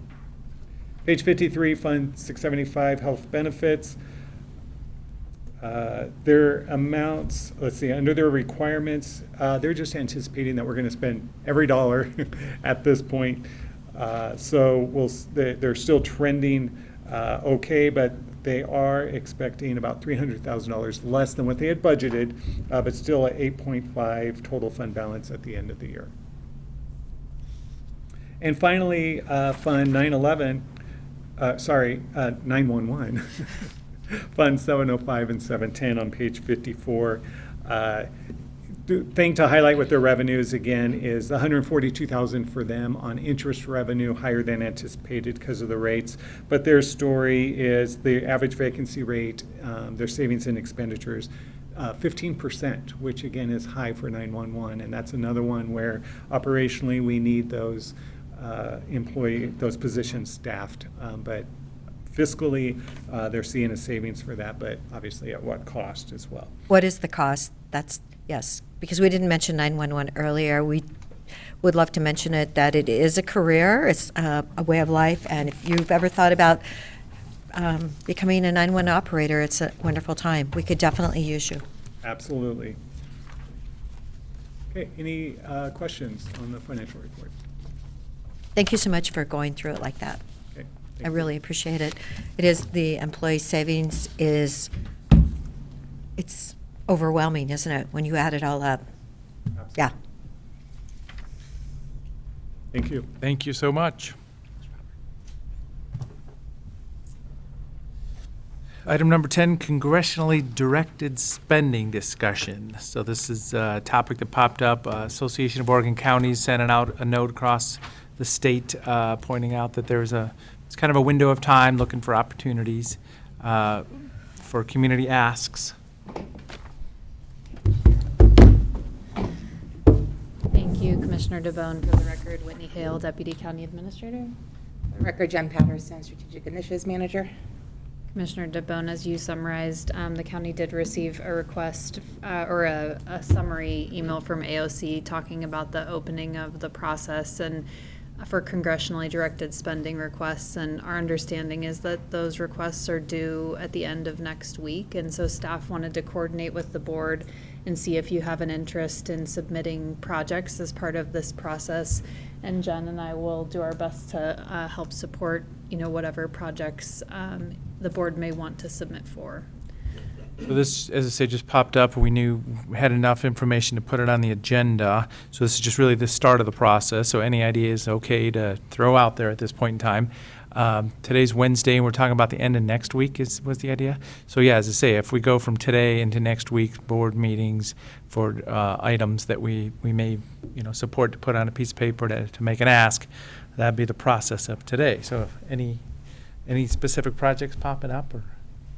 This didn't just pop up on the radar for me this week, but I've been tracking this opportunity for a long time. We had very good success last year securing $3.09 million for the Lopine Community Health Clinic expansion and for $600,000 for the 4606 road alternate route. So this is something that I went to DC. One of my goals going to DC was to speak with our congressional delegation about potential CDS requests. Congressman Bentz, he originally scheduled a meeting with county commissioners on the Friday before the NACO conference started, and then he canceled that. So I didn't have a chance to speak to any of our members of Congress. I had tried to make an appointment with Congresswoman Chavez-DeRemer as well, and she wasn't able to meet with me. But I did have a chance to talk with Senators Wyden and Merkley, and for me, the highest priority need for our region that I was hoping that congressionally directed spending allocations might be able to address is our extreme shortage of behavioral health treatment beds and respite facilities. So that's what I've been speaking with people over the last couple of months about, working with Janice. I had asked Janice if she might be able to join today, but I don't think I asked her early enough. And the short of it is that there are some really good projects in the works to address some of our behavioral health facility needs. The problem is that they are not they may not be ripe enough to pursue a congressionally directed spending allocation for federal fiscal year 24. Some of the I can share some of the things that are floating around out there. There's a concept that St. Charles has been working on to establish pediatric psychiatric support facilities.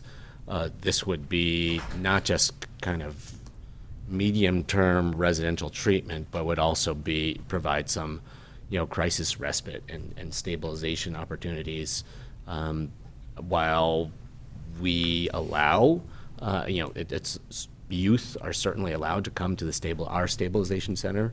Holly has confirmed that there is not a lot of usage by youth. I think it might be an intimidating place for a young person to go. So what happens is that there's a whole lot of kids who are having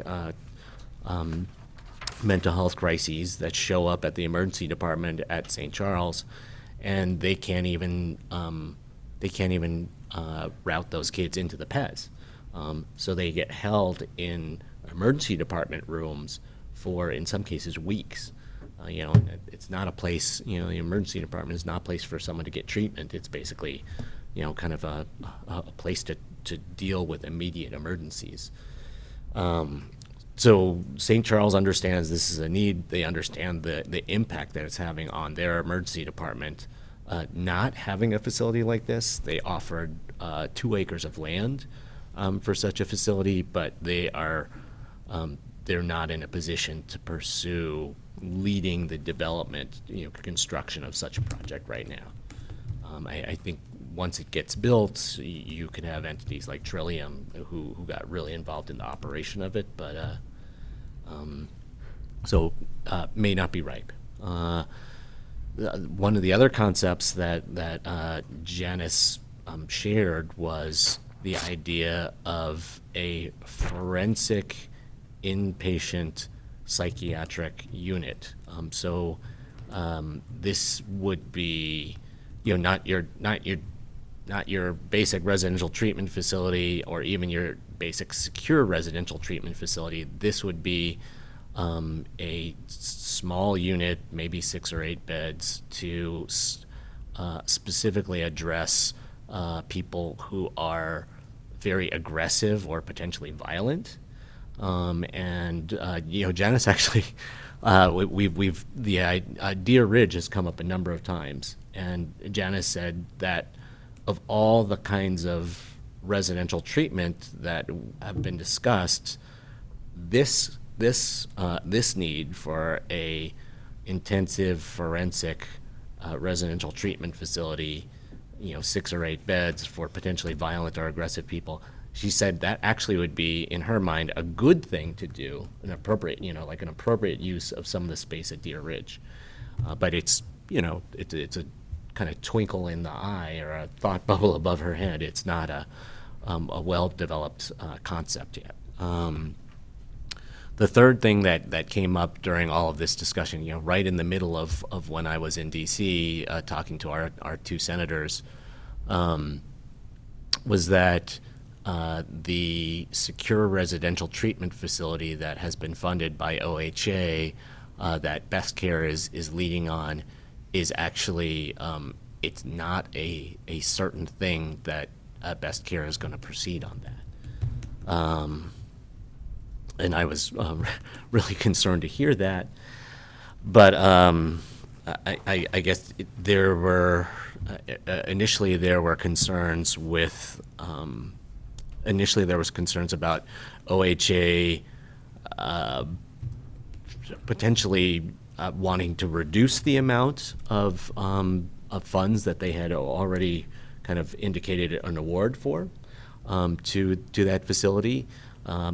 That kind of that got Best Care and Rick Trelevin kind of agitated. It sounds like some of that has smoothed out.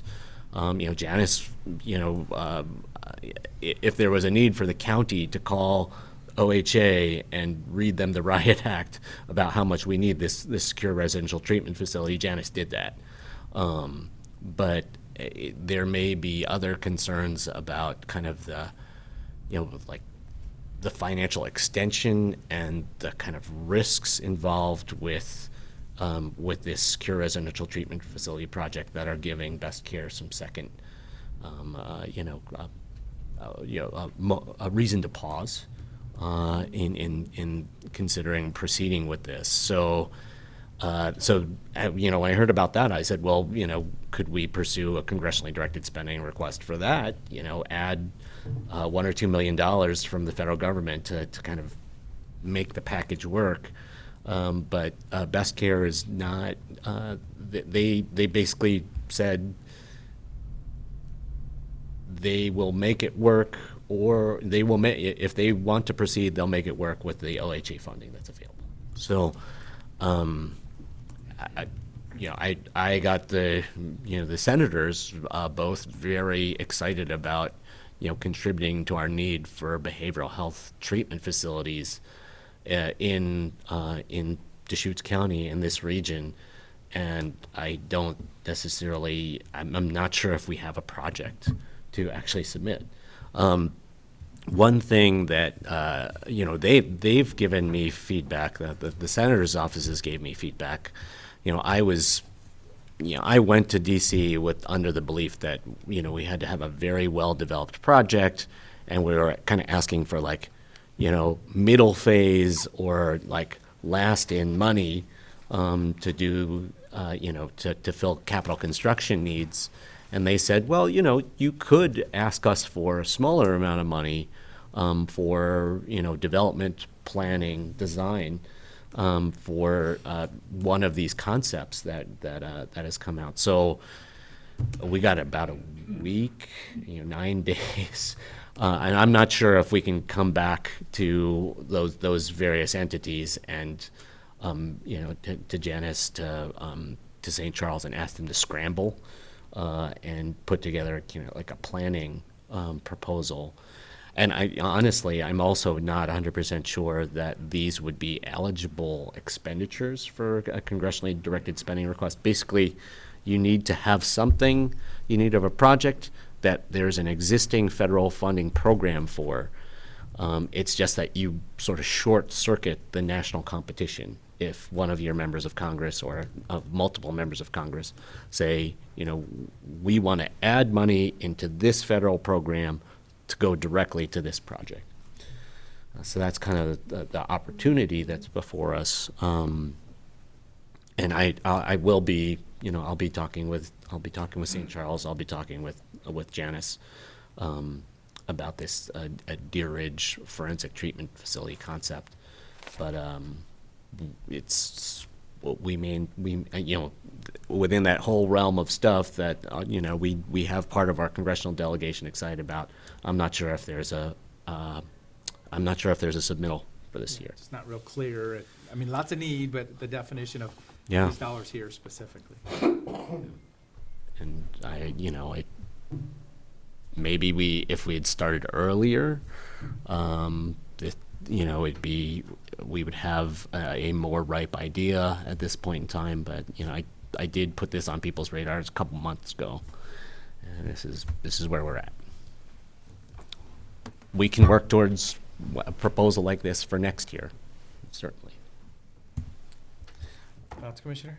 Well, first I want to say that our submittal for asking for $25 million for the courthouse expansion, that has been endorsed by all 7 legislators that represent Deschutes County and Judge Ashby. So that to me is really important because Oregon has to balance their budget. We all see what's happened with the federal government and with what is happening with interest rates and the federal debt. I had suggested, well, let's get some money to clean up China Hat when we can move the homeless off of that project. That is a federal project. That is a federal program out there. It's our public parks. But, thinking about it, do I want to ask for any money from the federal government when they need to get their spending in control? And the fact that our debt, that means every one of us in this room, our debt is going up tremendously with the interest rate going up. It doesn't just go up for home mortgages, it goes up for the federal government. And I just feel like, I like Oregon, balance your budget. I would hope that someday our federal government would become to be balanced. And the spending on that end of our country it's gone off the chart. So, and do love hearing about Deer Ridge. I originally had gotten permission from Colette Peters, who ran the prison system for Oregon until she left for that federal position. And then she'd said, oh no, we may be putting more people back in prison, so I'm not really sure if we can use it or not. But the facility is actually quite nice. As Colette said, it's the nicest grounds of all the prisons in the state of Oregon. And when I toured it, I had such incredible feedback from the people that were working in the minimum security next door to the empty spot. It was built in 2007. It's an asset just sitting there. It was spotless the day I visited it. And I couldn't believe how clean it was. And they used it briefly. Remember when they had a fire in Portland a couple years ago? They had to transport people in prison over to it.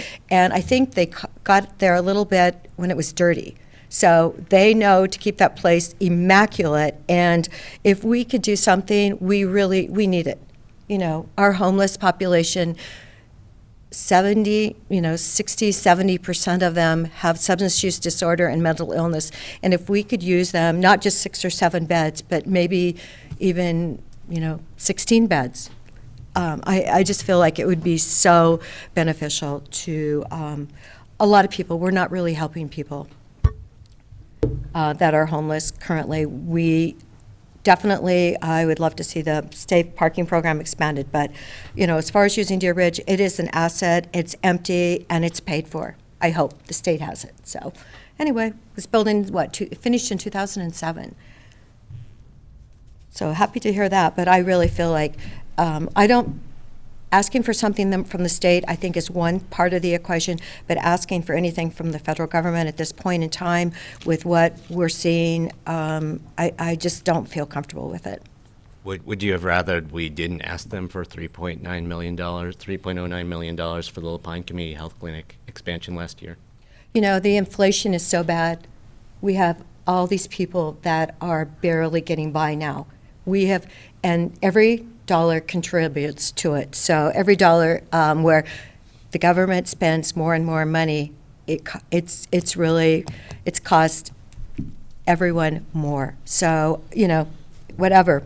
We have it now, but I think in the future, we're now seeing the effects of inflation. We're seeing it every day. When you fill up gas, the prices are going back up again. When you go buy food, the prices are going up. There's just a lot of inflation in our world, and especially like in rental costs in our community, it's making it harder and harder for people to survive. So it's nice that we got it, but guess what? We're now paying the price. I guess I would say, and this has become particularly clear during all of these discussions about the debt ceiling, that the two things that would get our spiraling debt situation in order, really make a difference, would be either A,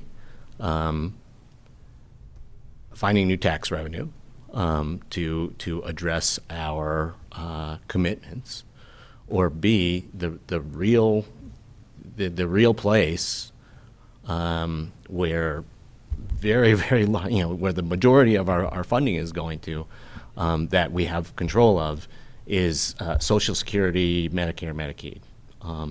So unless you're proposing that we slash Social Security, Medicare, Medicaid for people, picking on little critical investment, community level investments like this is not going to make a difference in what our debt looks like.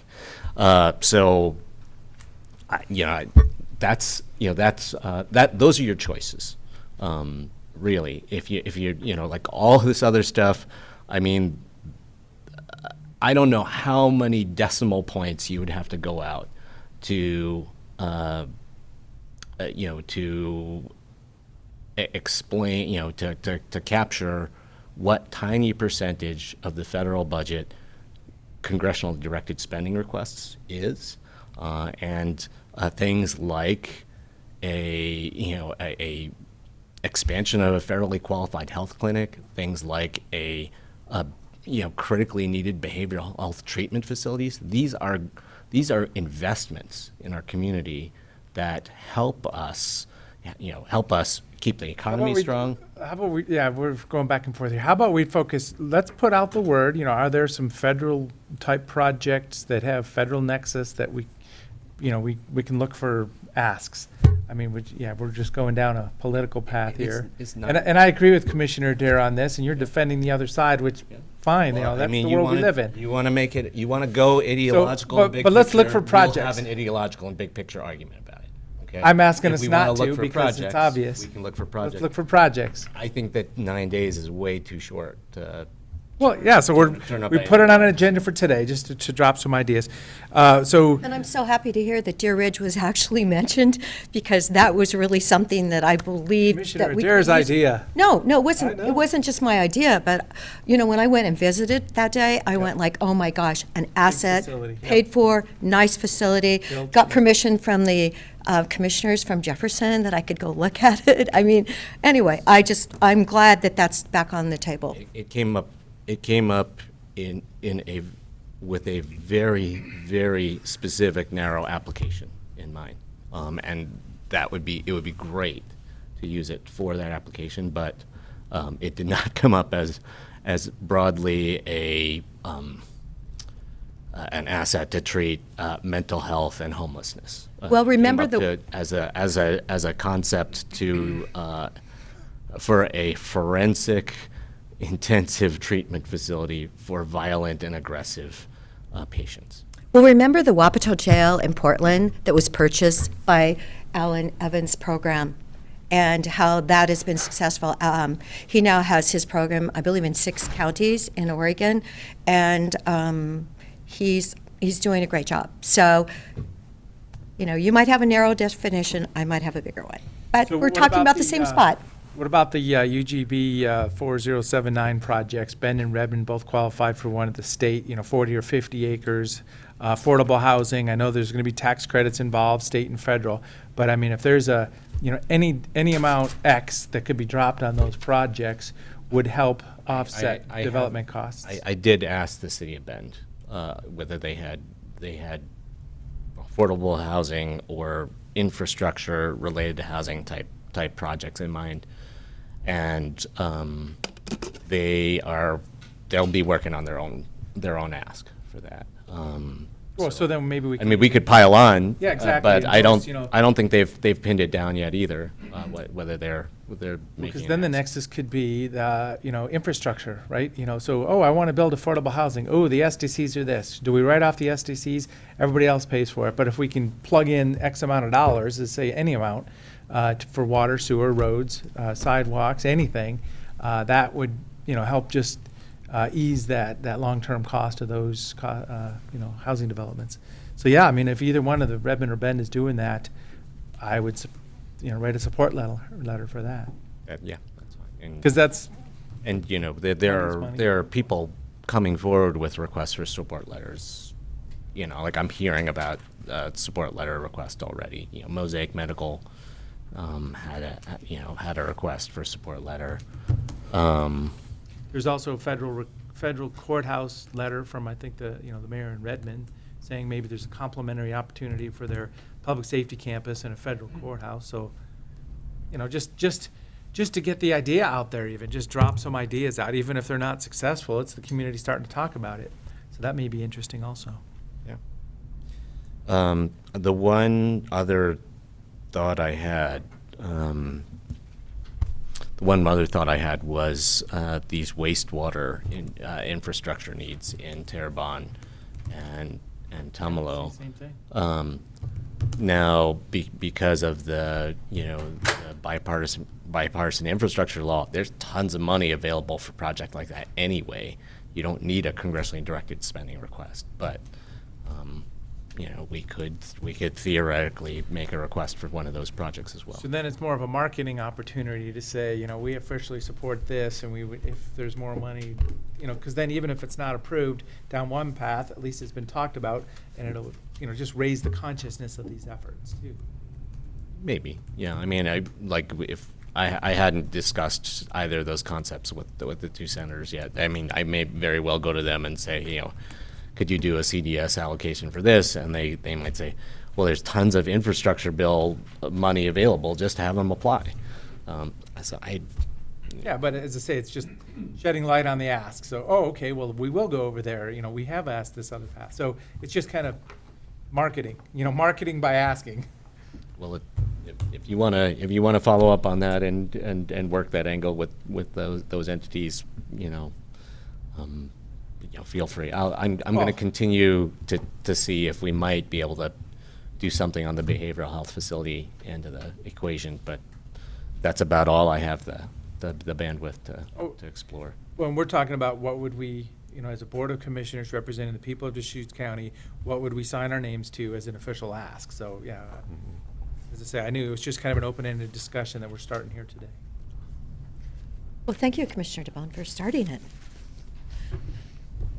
Is there any other input we have from other entities that are asking us to support something, do you know? No, if it would be helpful to the board, we could reach out to staff at the cities and just kind of see if they're planning to submit for projects, what those projects are, and come back to the board with a summary of that information. If it sounds like that might be helpful for you. And those discussions sound like they may be ongoing. So that's a follow-up that we can. Yep. Okay. So if you could have that on Monday's agenda, that would be great. Yep, we'll reach out. I will caveat this all by saying if we do come up with a behavioral health facility request of our own, it'll be good to support other people's asks, but I kind of don't want to steal thunder from ourselves either.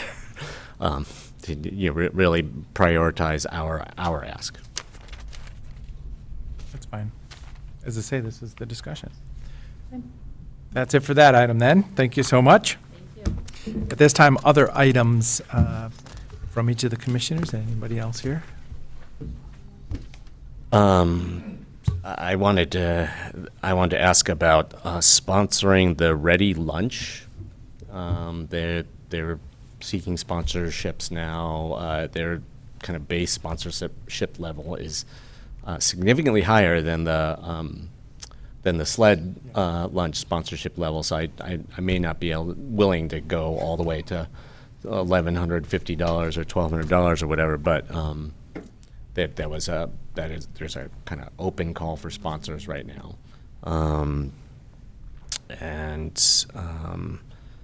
Well, either a table or a sponsorship level that might include a table. If we attend, administrative people, from front office attend, other department heads maybe have available seats. So that's kind of what we've done in the past. So maybe a table. A table might be the right level. Well, let's formalize that then. And so probably a table of 8 for. What is the date of that? I'll look that up. You can move on to the next. So yeah, generally show support for a table for Redmond Economic Development. Of course. Annual lunch. Okay. Okay, we'll get to the date later. I also wanted to kind of along the lines of federal requests. I had a chance to meet with Chad Zantola and Tim Brownell and Jen the other day to kind of talk about our game plan for making a request for a few hundred acres of federal land to add to our landfill sites. And I just wanted to emphasize that we will need to have bipartisan support across Congress to move a concept like that forward. So I asked Jen to work with my fellow commissioners to contact the members of the House about that, so we can show up with a united front, all asking in a bipartisan way for these lands, so that we have more options on the table. So yeah, my experience, I have been through the congressional process for land use acquisition like that. So somebody will create the bill, and then you can point to the bill, or before that, somebody has a map, and you have an outline, and you say, okay, this is what we're talking about. So if we have a map, we can sure shop that around because there's no bill number yet at this time. But then we're in that situation where, as soon as you put a map on the table, people are going to point to it and write lists of reasons why we can't do it. So we need to make sure it's a viable site in some fashion too. So, and we want to do this as a community. And I've been saying this to everybody. We're trying to site a landfill in Deschutes County, and let's try to look at it from a high level. I know there's always reasons we shouldn't do it, but let's see what we can do. And we're not just focusing on one site. Chad and Tim have basically identified at least 3 potential locations where a federal land conveyance could be just the right thing to make a viable opportunity. and they are essentially doing write-ups about those. So those okay, so we'll have that write-up. information will be available to you. And then it may not be in this, congressional session. It may be the next one too. So, I mean, we're really just trying to market the concept, and then hopefully it's durable enough to get a bill number, and then it's a long process. I mean, this congressional session just started.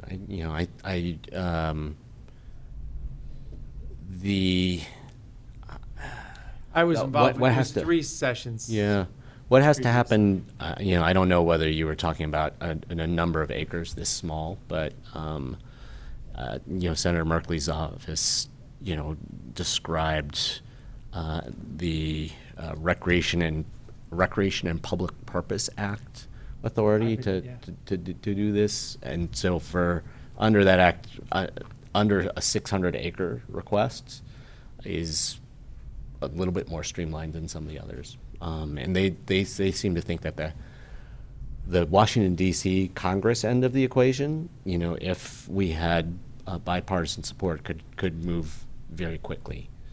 It's the appraisals and all that stuff, the NEPA that has to happen at the local BLM district that would take some time. Yeah, exciting times. Those are great opportunities if they're the right place. Well, I guess I'm just hoping to activate the whole Board of Commissioners on this. Well, Solid Waste Advisory Committee too, and parametrics, are these viable? Do they make sense relative to other sites? So there, as I say, I'm just looking at that whole big picture, because as soon as you point to a map, people are going to get very engaged. That's all I was acknowledging. But no, let's proceed. I love it. Let's do it.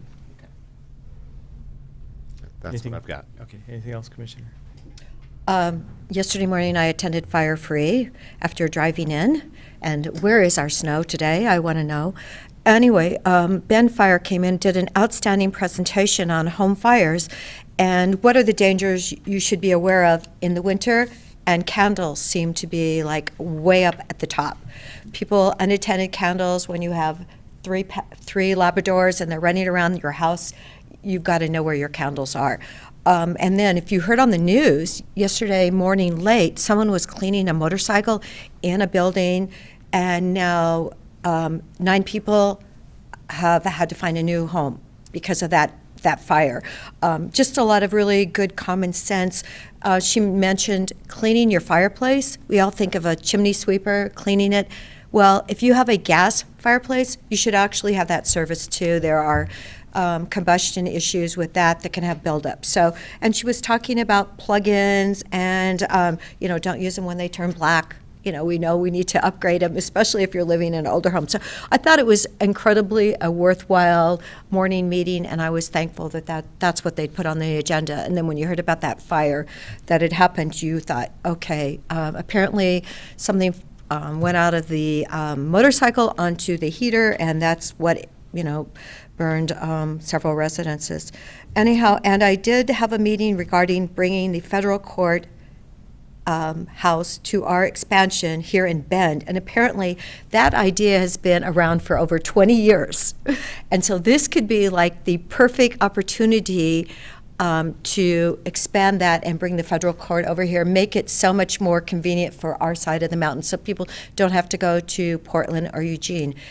And I know that Redmond is doing the same thing, but somehow I believe our courthouse expansion might be the perfect opportunity. So I'm going to follow up on that.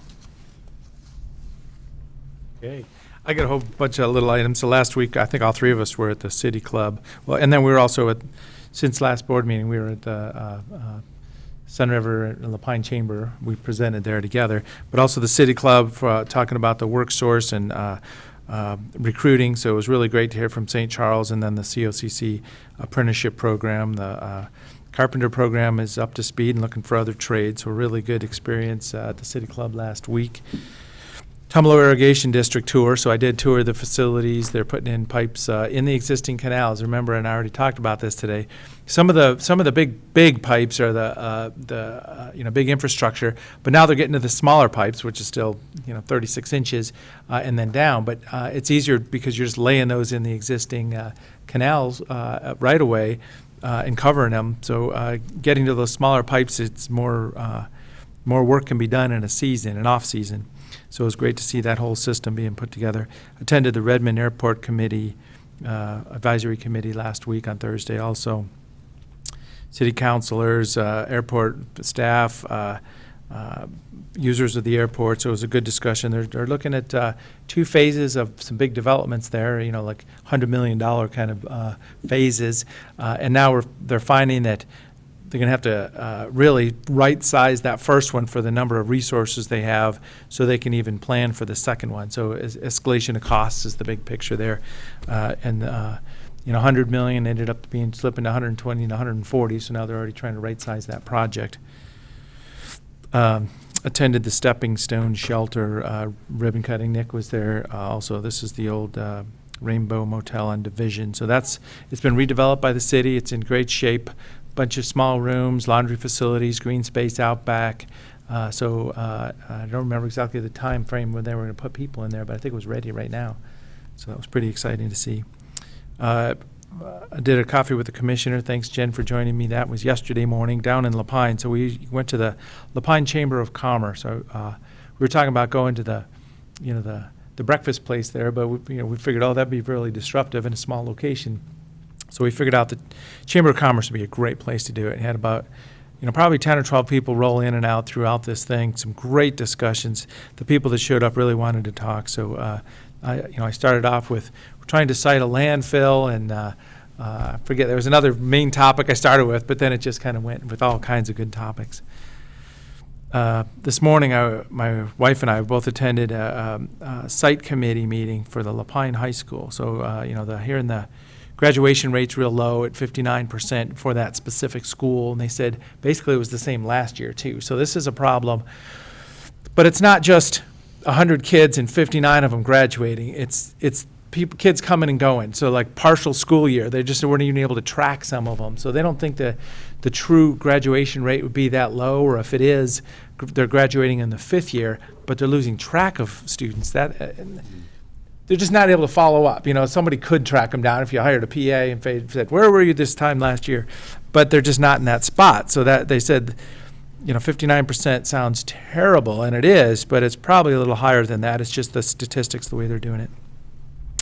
And then I attended the Redmond Economic Development Government Affairs Committee. So Commissioner Chang and I both ended up there at the beginning, and that was that one committee I just offered to be on the committee of READY. So, attended that meeting. We talked about a couple good things. Cat tax, there's a bill that they're trying to propose that the cat tax kicks in at $5 million instead of $1 million. So that was just a position that they were following, some of the bills that are out there. Enterprise zone extension, obviously, is a big one that it's the sunset. So enterprise zones, everybody in the economic development world really support that, but the legislature just holds on to a sunset. So we need to extend that if it's supported by the legislature. And then the dynamics of data centers, just like in Prineville, when the enterprise zones are fully implemented, it's huge capital investments, and the tax base, it gets to another whole level. So there's just discussions about how supersize efforts should be dealt with in the future, and if they're even going to happen in the future. But that's part of the enterprise zone discussion also. So that's some of the stuff I've been up to since our last board meeting. Now, was it you that told me that Roberts Field is actually adding another de-icer because they needed more than one? One morning I was trying to fly out, and I did hear that from the truck that sprays the plane. Mm-hmm, yeah, that they needed another one because it just backed up, and I know someone's trying to fly tomorrow. So anyway, hopefully that's what I heard, and I thought. Well, we've got that new facility, snow removal equipment building, the SRE. So they've got a great infrastructure for hosting that equipment, de-icing the equipment itself after it comes off the runway. So getting the next de-icer pump is very possible. In fact, they have these big tanks of the de-icer solution that goes on the planes and on the runway. I think it's maybe different. But they, like last year, I think, they didn't use a lot of it, so they had the inventory of the solution in the tanks all year. And then that's valuable over time when you don't have to go reorder it. So they were talking about some of the dynamics there also. Anything else, other items? Yes, thank you. Oh, yeah. Thank you, Chair DeBone. A couple of items. We weren't sure until late last week if we would have a full board. We do, so Oh, yep. we'd like to just start with one small item. Eric, if you can provide the update, a continuation of the enterprise zone discussion. Yes, thank you, Nick. This item relates to an extension of an existing enterprise zone agreement and the timing for it to come to the board. It relates to Wild Mike's Pizza in Redmond. That enterprise zone agreement was approved by the City of Redmond, City of Sisters, and Deschutes County in 2021. That enterprise zone agreement expires March 26th of next month. Wild Mike's Pizza was delayed on their project related to construction costs and financing costs, so they are requesting a 9-month extension of that agreement. That extension was approved by the City of Redmond on February 14th. It also needs to be approved by Sisters and the Board of County Commissioners. It's scheduled for Sisters on March 8th. Typically, we have it come to the Board of County Commissioners last. We wait until the cities weigh in. If we wait until Sisters acts first, we won't be able to schedule it for the board until March 20th. That's the first meeting after Sisters will take the item. So we could either schedule it for March 20th, which gets us pretty close to the deadline, or we could schedule it in advance of when Sisters will hear the item. But I just wanted to talk to the board about the timing of that. And ultimately the question is would the board like to consider this extension before Sisters does, or wait until after Sisters considers it? If it's after Sisters, it'll be, the soonest we can get it to the board would be March 20th. So do we all have to approve it? Yes. And the jurisdiction it's going to be in, City of Redmond, has already approved it. Yes. And the impacts to the City of Sister are pretty insignificant. I mean, it's not really affecting their tax base. That's correct. They might have one taxing district that's impacted. I'm supportive of bringing it to us in a timely manner. Okay. Timely, yes. Yeah, before. we don't Before need to wait for Sisters. All right. And Very then can good. you explain the 9-month extension? So it's 9-month extension for the beginning of exercising this opportunity? Is that the idea? So then, and maybe we just do that at the hearing, but. Yeah, the agreement would be extended another 9 months. Currently, Wild Mike's Pizza has purchased the property. They submitted a site plan for the City of Redmond review in 2021. It was approved with conditions, and then just that construction piece was delayed. So it would allow for the construction to occur within that enterprise zone agreement timeframe. That's fine. So yeah, go ahead and schedule it up. There's Thank you. for that. Thank you.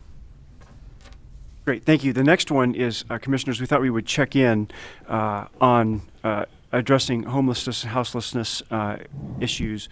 A couple of months ago, late in the fall, we discussed allocating a surge of resources and connections to help residents in 3 different areas to move into more stable housing, access more service options, things of that nature. So we had talked about that, and we had identified those 3 areas as being in the Hunnell Road area, the land transfer with the Department of State Lands area, and then the Redmond Airport zone. Over the last couple of months, we have been coordinating with the City of Bend, with Hunnell Road, some with the City of Redmond on DSL and the Redmond Airport zone, and others.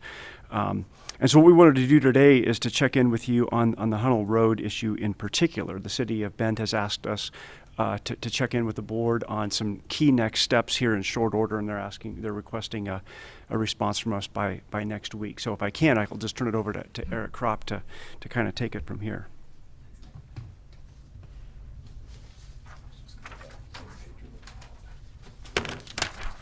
Well, thanks for being here today, Commissioner Dare. So now we're diving into some meaty stuff.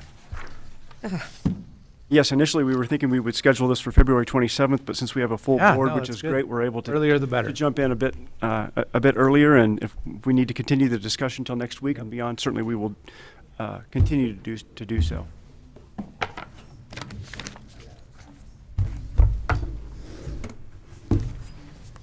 And so as Eric comes to sit back down, just so everybody's aware, what he handed out are some different options for the board to consider as we consider next steps.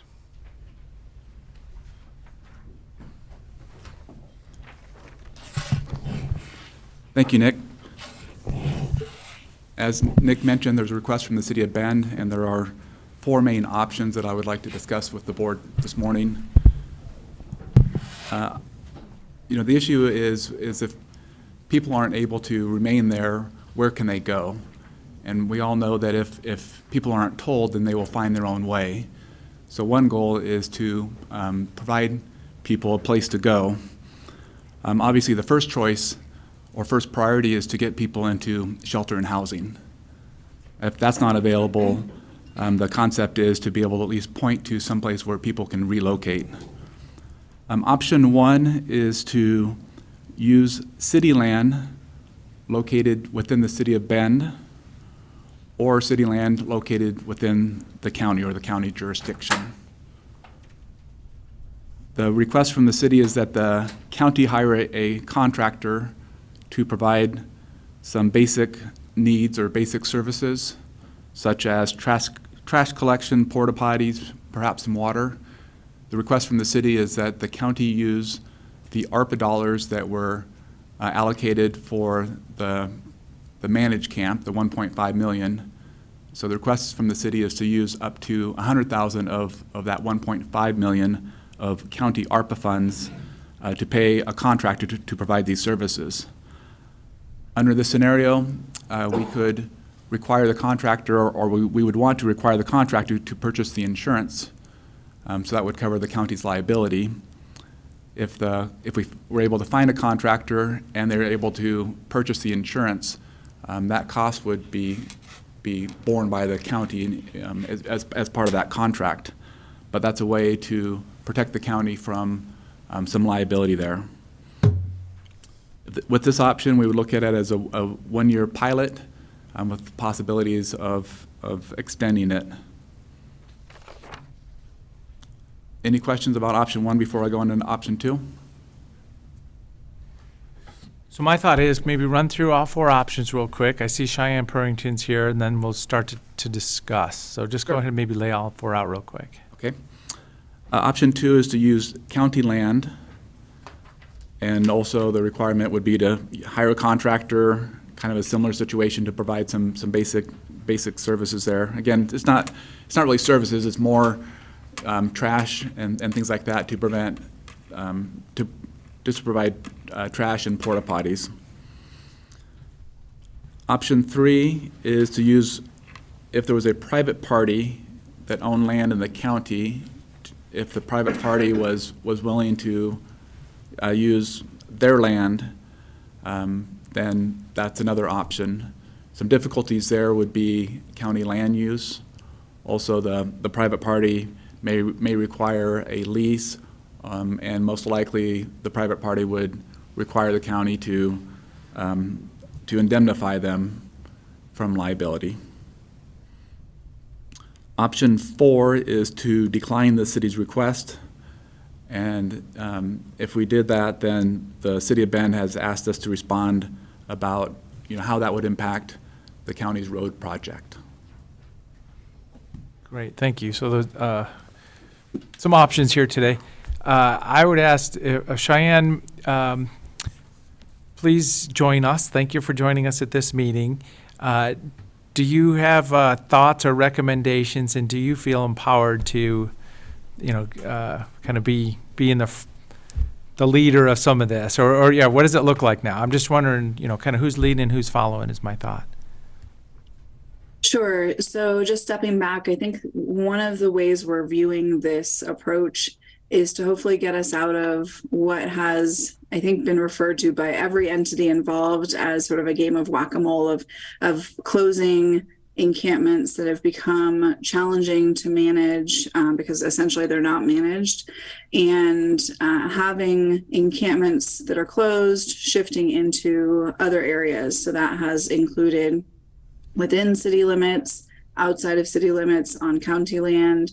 And typically what we're seeing is that as one camp gets closed, folks will naturally move onto other properties that has been included ODOT land, BLM land, county land. And I think we all agree that that's both really traumatic for the individuals who are experiencing these closures because no more services or resources have come to bear, but it's also really inefficient from a public spending perspective. It doesn't create an environment of coordinating with our agency partners to be strategic. So what we're trying to do is get out of that cycle, try what we know is working in other communities, and really still have the county sit in the appropriate role. In my perspective, an appropriate role for the county is to provide the minimum supports that address critical public health needs. So that would include what we can think of as basic need amenities.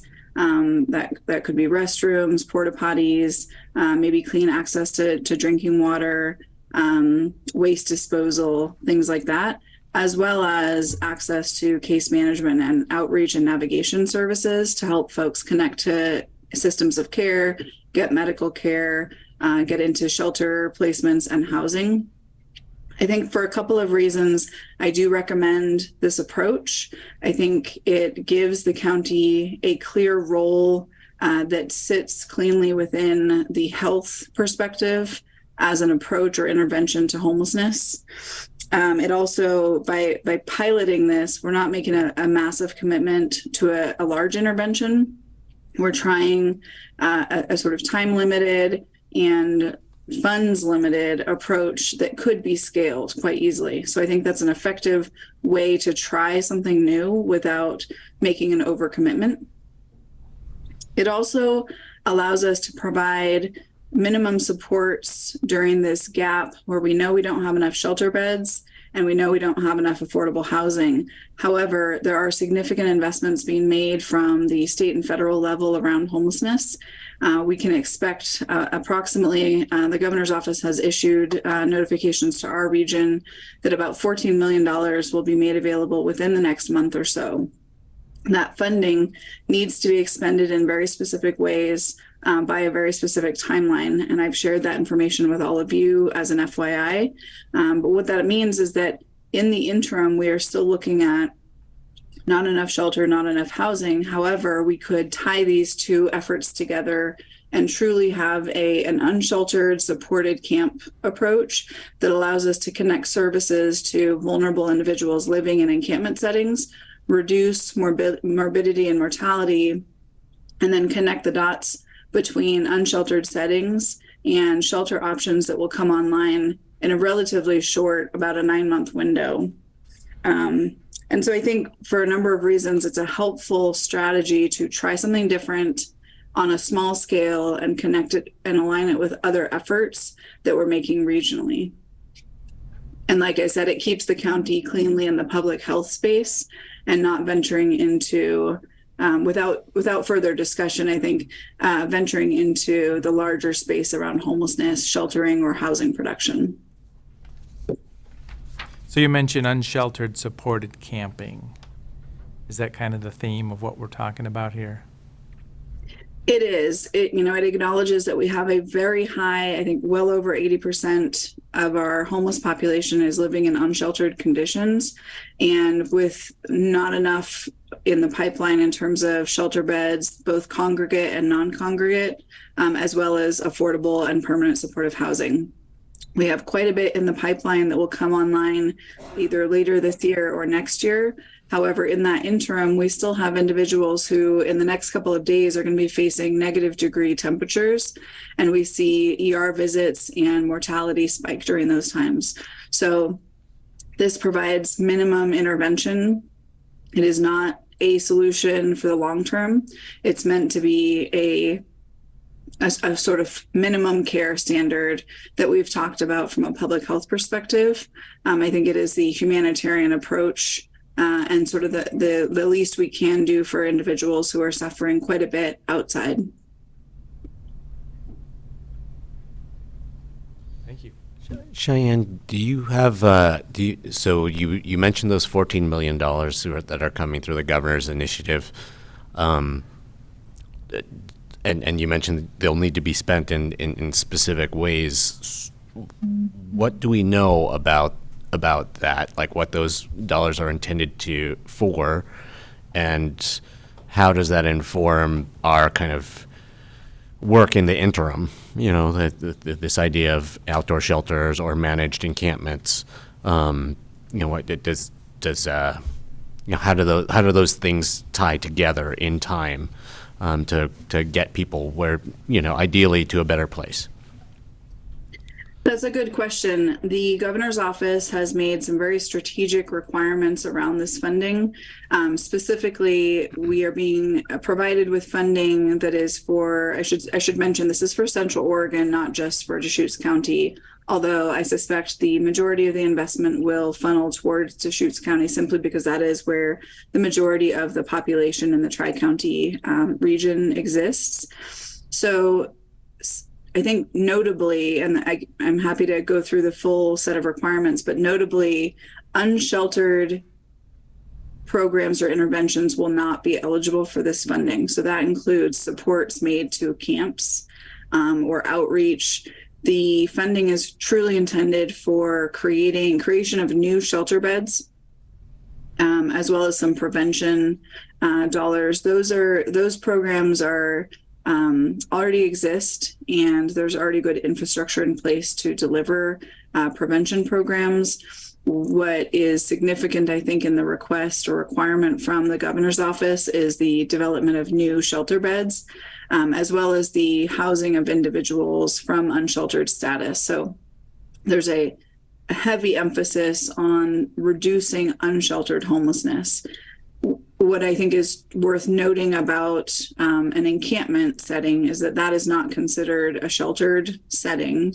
So even if we were to provide some funds to, bring porta potties and waste disposal services and outreach to some of these camps, those will not qualify for this larger $14 million bucket of funds.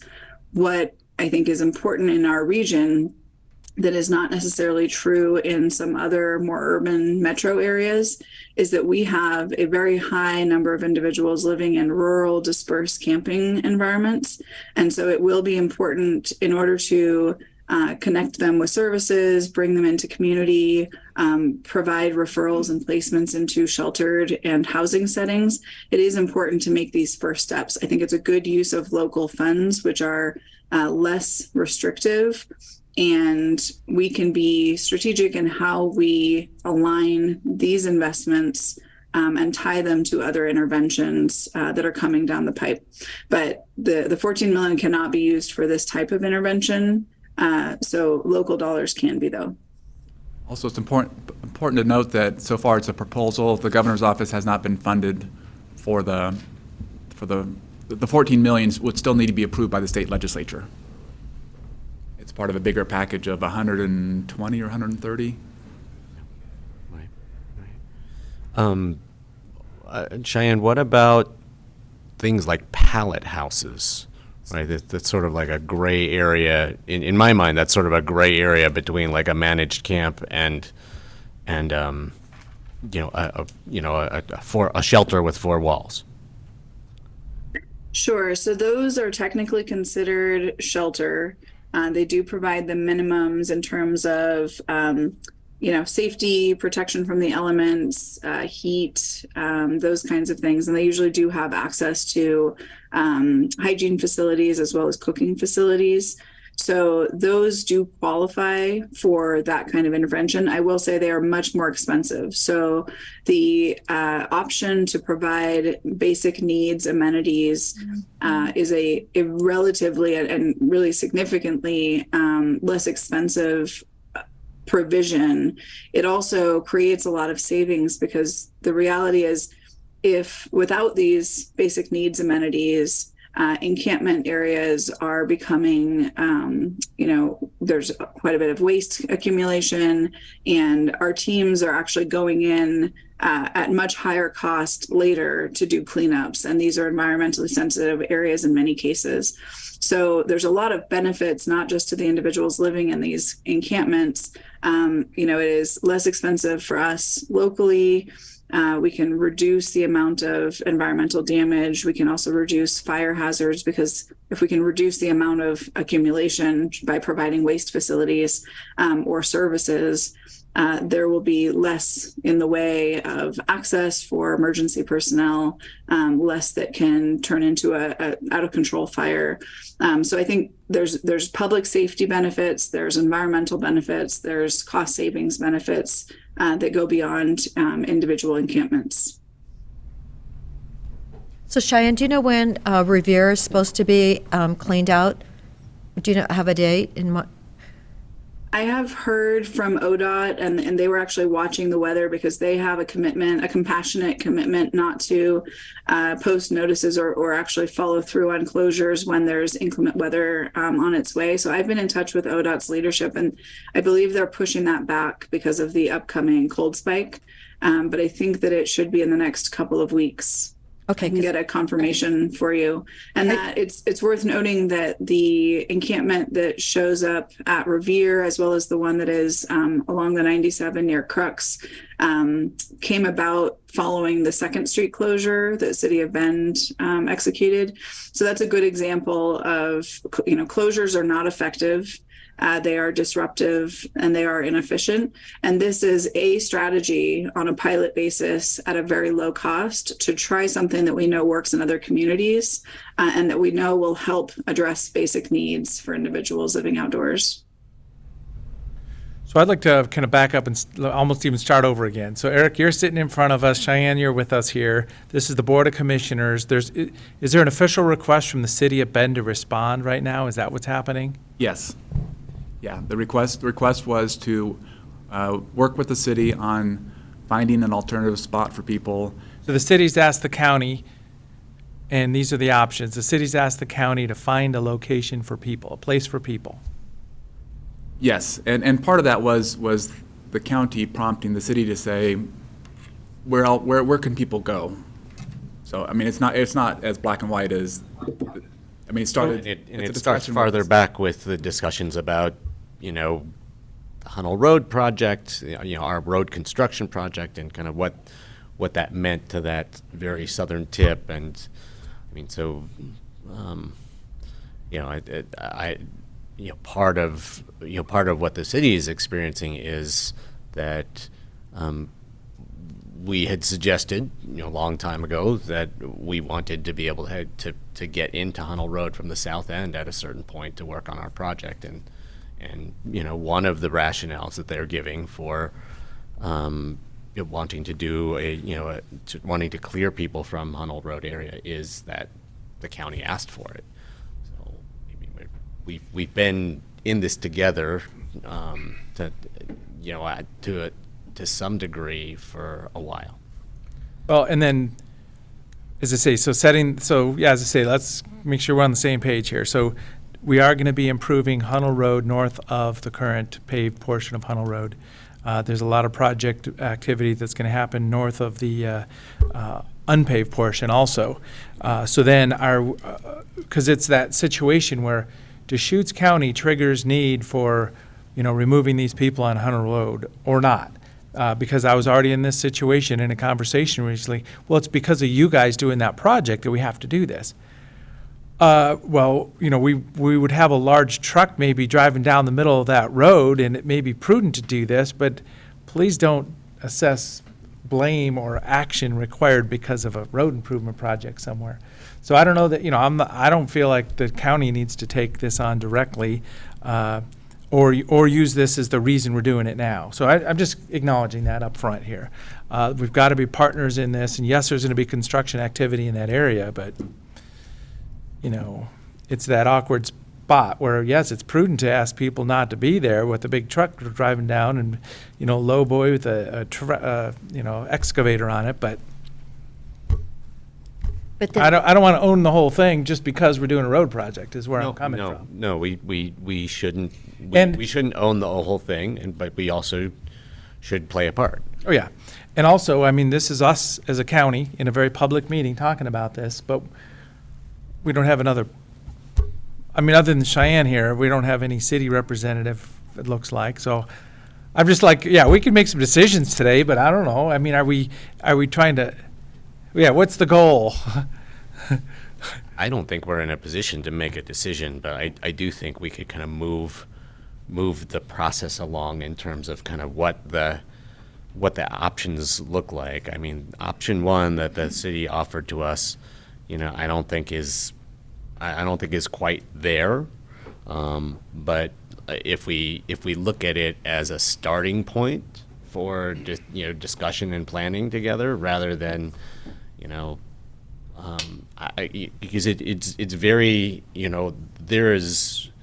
it would be very easy for us to look at this first option and say, oh, well, the city is wants to hardball negotiate with us and push us, so we'll push back or hardball negotiate back, and that it's just not going to get us any. It doesn't accomplish our goals. It doesn't That's why I'm accomplish their trying to goals. talk about the big picture. too. So, Yep. so I mean, rather than see this option as kind of like, oh, they're coming and hardball negotiating with us, I'd like to see it as, this is a first. This is like a first idea that we can spend some time. We don't have all the time in the world, but we can spend some time going back and forth with the city, with advice from Cheyenne and lots of other people to be able to get to a plan, a Hunnell Road plan, because that's that's ideally where we all want to get to. I mean, we want to get to a place. We have a plan where everybody's contributing, we're showing up arm in arm, and we're actually making progress, not just scattering people so that they're going to end up in some other unauthorized location. I think it's important to have the next location to be authorized, but when I drove down Hunnell Road in December, you couldn't go all the way through to the cemetery. It's now blocked off. So then you had to drive back and then, head south to go north, and then you see it on the news, what has happened to that community, the hotels that are there, the appliance store that's there, all the theft and break-in that those people have been dealing with for couple years now. I mean, I can understand where the community would be incredibly frustrated by this. So we need to work together with the city and pick a spot, and we need to surround those people with as much help as we possibly can, and so that they can transition back. But they need to follow some rules. They honestly need to follow rules. I just saw a little advertisement, and somebody said, yes, I have a family, but in order to live with my family, I have to follow the rules. And I think in this case, yeah, we can tell them, this is where you need to move to. We're going to surround you with help, but this is where you need to move to. Because just like Mary Rose, out on the other side of town, you see the homeless are, their trailers are there, their RVs are there. It's happening all over the place, and I do believe that the community is getting incredibly frustrated with the other side of it. So glad you're here, Cheyenne. We do need to work together, but these people have to follow some rules. So go ahead, Cheyenne. Yeah, you I was raised. going to make two comments first. One is the city has identified approximately 1 acre parcel that the city owns. It's located within the city limits that they're willing to use for this purpose. The other thing is the city asked us to respond to their request by the end of this month. So that's kind of the time frame that staff is working on. That's next Tuesday, right? Yes. So Commissioner Dare, you're supportive of a place for people? Well, Generally. no, I just know. Because I'm trying to take it real slow here about step by step. Well, I'm just saying that, okay, I see Mary Rose, I see what's happened at Hunnell, and I'm like, oh my gosh, they've been dealing with that for a couple years. It's in the city of Bend, but if we tried that 1 acre spot that the city has, but actually gave them rules, you do have to follow rules in the world, or it just doesn't work. So anyway, and get them the help. Yep. We've got to, people, that's why I love the safe parking program, because we actually are helping those people get back to where they need to be. Just had a conversation with someone about that manufactured home park that I'm working on to give people housing. They were working with a family that can't afford anything now, and so we definitely need affordable housing in Deschutes County. Commissioner Chang? No, I would agree. We can view this as an opportunity too. As of now, in all of Deschutes County, there is not a managed, authorized outdoor shelter. It doesn't exist. It's been very difficult to cite because so many people, when you say, authorized managed encampment, they just picture the chaos that they see in unauthorized locations. But we have an opportunity now to set up something that is authorized, that is well planned and managed, where people get support, where there's basic infrastructure like porta potties and water available, but where there's also accountability, where we know who's coming in, we know what their needs are, we can provide can ensure that there's wraparound services available to those people, and there are expectations about how they're going to behave while they're there and what they're working towards while they're there in that space. This is something that I got to witness when I went down to Southwest Oregon and went to Medford Urban Campground #1, and that facility was playing an incredibly important role in moving people out of homelessness and keeping unauthorized homeless campers out of places where they could be causing concerns, of all kinds of concerns for local residents. So I'm supportive of the idea. I'd be very curious with the 1 acre site that the city and ODOT are making available. Cheyenne, do you have any gut feel for how, or Eric, like how many people could that, if it was well thought out and laid out, and structured, like what would be the capacity of 1 acre? I don't know. I don't really have. Go ahead, Cheyenne. I would probably guess around 20 to 25. Many of these RVs are quite small. We have a number of individuals who are either seniors on fixed income or facing disabilities and medical conditions. So I want to express a couple of things. One is that time is of the essence. Hunnell is slated for closure coming up in mid-March. And so if the commissioners are directing staff to work on a plan with City of Bend, I would suggest that be an expedited plan rather than the concept of sort of a long, slow, thought out process. I think we have very good templates for how to do this, and we have many engaged providers who are willing and ready to come to the table. I think the missing piece right now has just been the authorization and funding mechanism to ensure that there's at least one oversight agency that can provide, both coverage for insurance as well as contracts for the basic needs amenities, as well as services. We have been working on all of that infrastructure, and we've been in, I think, really good talks with City of Bend. They've made some very significant investments in other components of the system, including outreach, shelter, and housing. And so I think this approach of a supported camp, especially from a public health perspective, fits well with the county's existing role around public health. And so my recommendation would be that the board consider taking either instructing staff to quickly work on this and work with City of Bend to come up with a model that has the components you're looking for, that is workable and evidence-based, or to provide other alternative and potentially not just, an alternative, but I think one of the things we're seeing at Hunnell is that it is such a large encampment.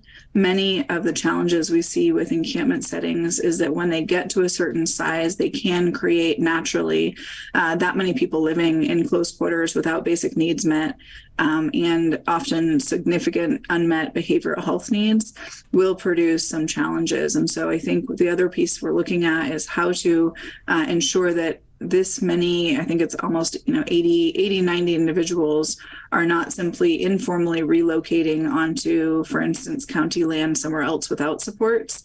I think it's really important to create this intervention quickly and not just have one location, but potentially several where individuals can go, have some level of safety and community, access to services and access to basic needs amenities. Rather than having this encampment essentially move somewhere else and continue the same challenges we're seeing with this large encampment. I would encourage thinking about how do we, have smaller supported camps of maybe 20 to 25 tents or RVs and surge resources into those camps. So with those numbers you just shared with us, I would guess that the 1 acre could maybe cover a third of the folks who are at Hunnell Road right now. So we would want to be working on a second. You can't do it all just on that 1 acre. We would need at least Correct. One other comparable size site probably. Another site for more RVs, but there are also quite a few campers who only have small tents.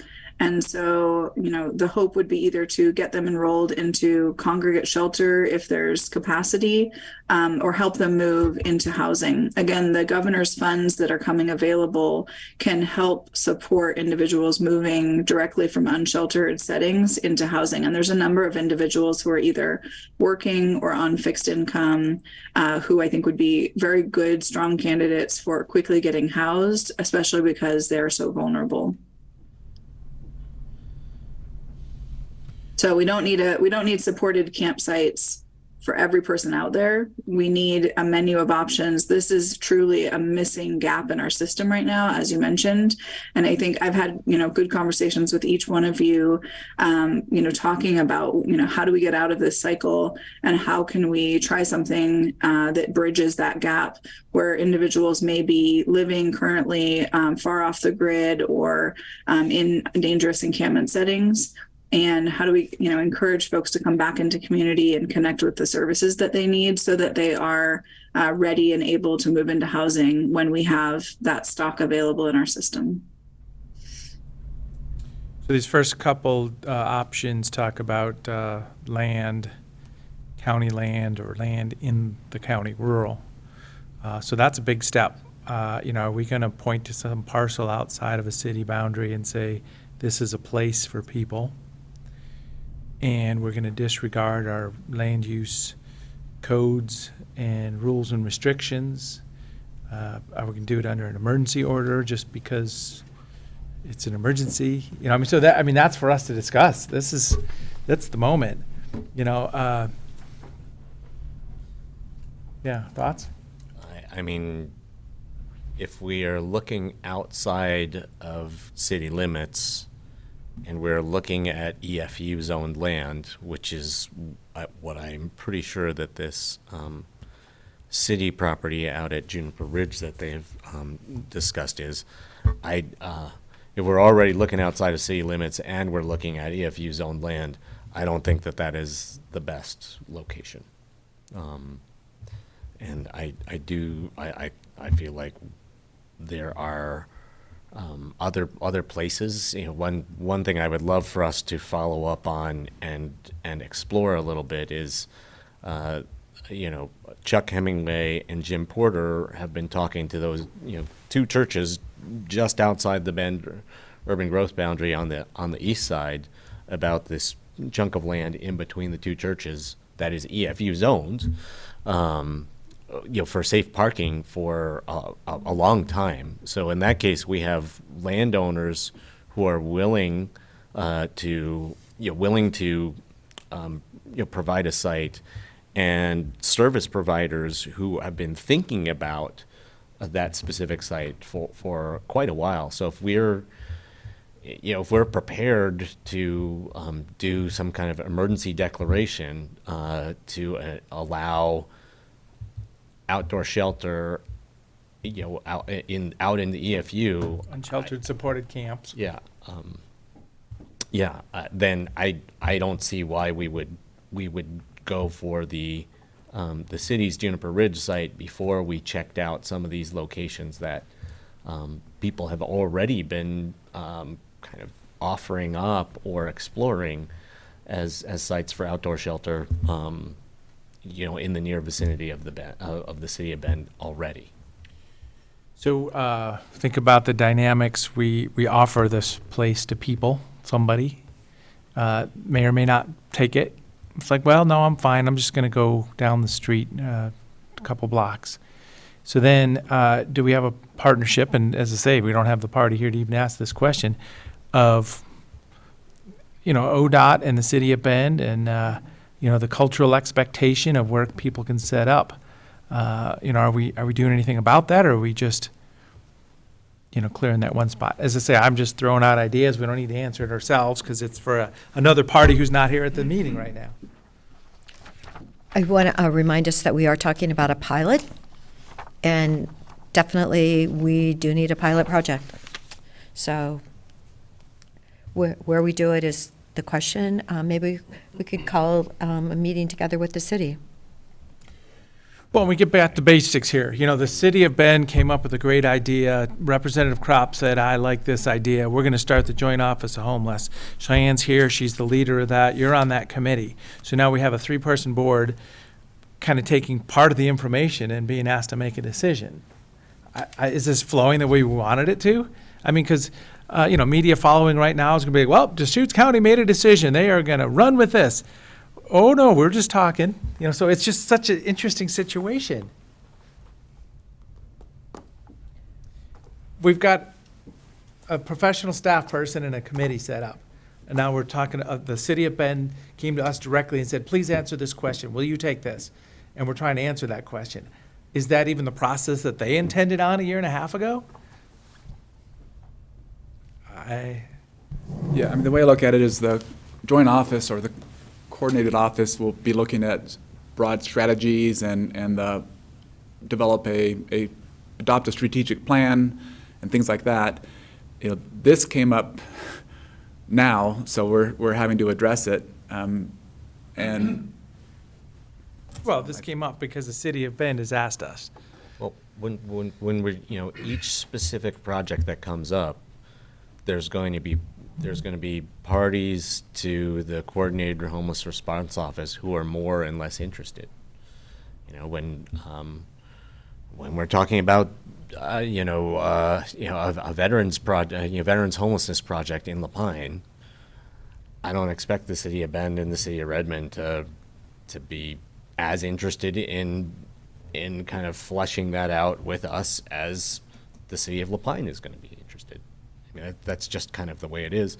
But having a coordinated homeless response office means that we can have those more intensive project-specific discussions with one other jurisdiction, with the support of a whole lot of technical expertise, and a person or a team that has vision for what can be done, and has enough comparative perspective from other places that they can offer us some good advice.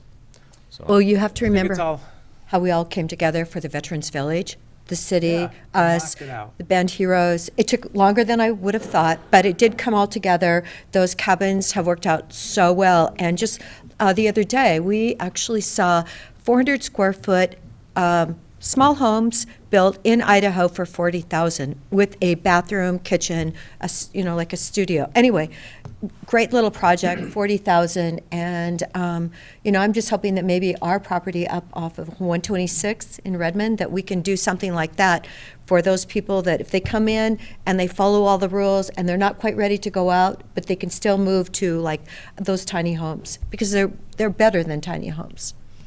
So didn't you, Carl Johnson was showing those to us the other day, and I just thought, wow, this is, somebody's really done something. Hopefully they're already insulated, because definitely we need the insulation here. So if we can just keep going together, but I do think it would be nice if we had a joint meeting. Just talk to the Bend people. And I think it boils down to who's leading and who's following. I still don't have a good feel for the structure, and maybe Cheyenne, you can help us with this. City of Bend is asking the county, and if we start to take moves, they're like, oh, great, they're doing it, and then all of a sudden we're leading. It's like, wait a minute, we were trying to provide a service here, and they're trying to define our social service world. So as I say, I just don't feel grounded in this. Sure. And I think that's where staff can certainly provide some supports. That I think is a question I have been circling around with a number of the entities involved with this office. Because this office is new, I think the roles, responsibilities, and relationships are still getting clarified. But one of the major priorities that I end up spending quite a bit of time around is helping the individual representative entities do the same. So in terms of the relationship between the city and the county and the shared responsibilities, what I would say is true is there's a broad range of ways that cities and counties and other entities are shifting and evolving their work to adapt to the new pressures that homelessness represents. I think 10 years ago, many cities and counties were not identifying homelessness as a major priority or even a priority. And certainly many cities and counties were not identifying that they had a specific role in addressing it. What we're seeing increasingly, especially in the past 5 years, and I would say certainly, in the past couple of years since COVID, is that there is I can't think of any city or county or local government that has not identified it as a challenge. Most identify it as a major priority. And what that's also requiring is that cities and counties be thoughtful about how those roles and responsibilities need to change in order to get ahead on homelessness. Otherwise, we stand to risk increasing homelessness, especially unsheltered homelessness. We have a very high number of families and kiddos that are living in cars, in tents. And I think we all agree that that's not acceptable. What needs to change is how we approach interventions to address and provide supports for households going through this crisis. And so I think this proposal actually is an appropriate role for the county to play. And what I'm hearing in terms of feedback is that a next conversation between electeds would be helpful to further clarify those roles and responsibilities. And this pilot could be an opportunity to try that out. I think the county is best suited to address the public health needs, which are very critical in encampments. We're talking about essentially international slum conditions in many of these encampments. Individuals are very sickly, facing medical conditions that are getting quite a bit worse because of the conditions they're living in without hygiene facilities, access to sharps disposal. So I think if the county views that public health role and expands it to meet these very critical needs, and the city has the role of providing land and connecting other services, there are a number of ways the city has stepped up and is already doing this work.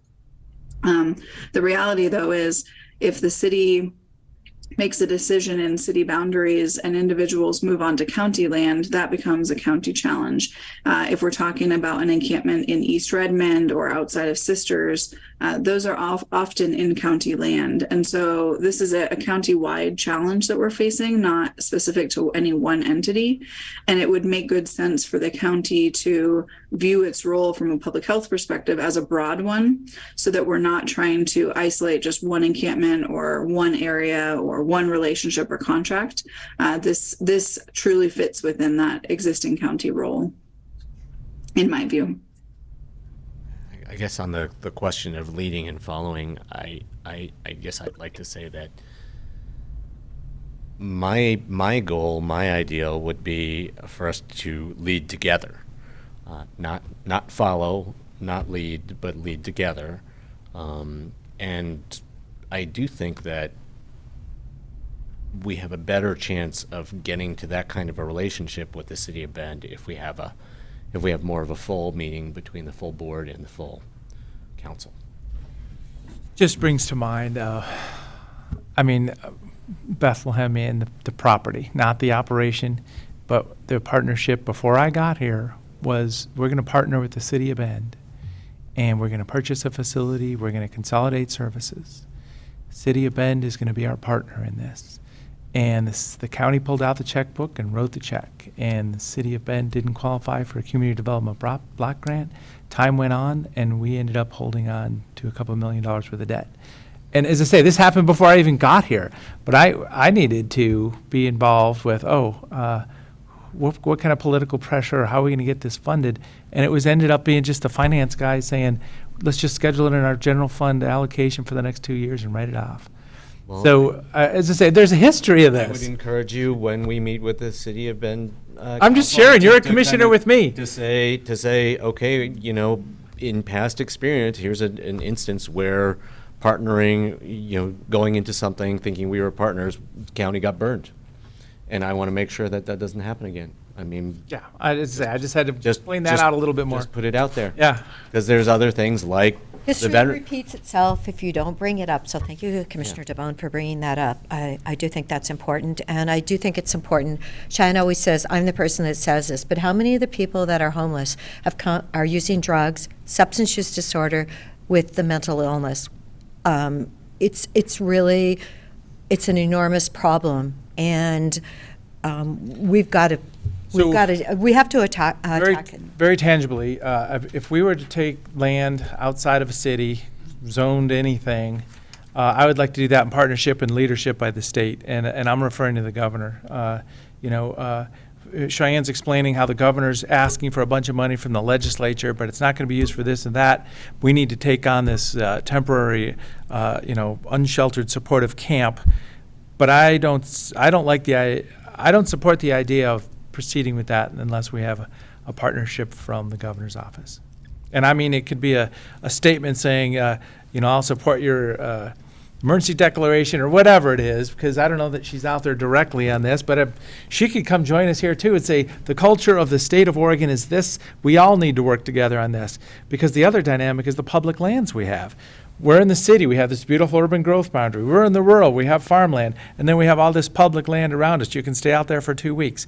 We're all in this together. So, Nick, did you have something to say? I was just going to say, in coordination with our county attorney, Dave Doyle, it's unclear if an emergency declaration or any other action would allow us to use land outside of urban growth boundaries legally. And so, as you're stating, coordination with the governor's office, with legislative action, whatever that may take to authorize that, we should certainly work closely with our county's legal department and/or state on those issues if it's outside of an urban growth boundary.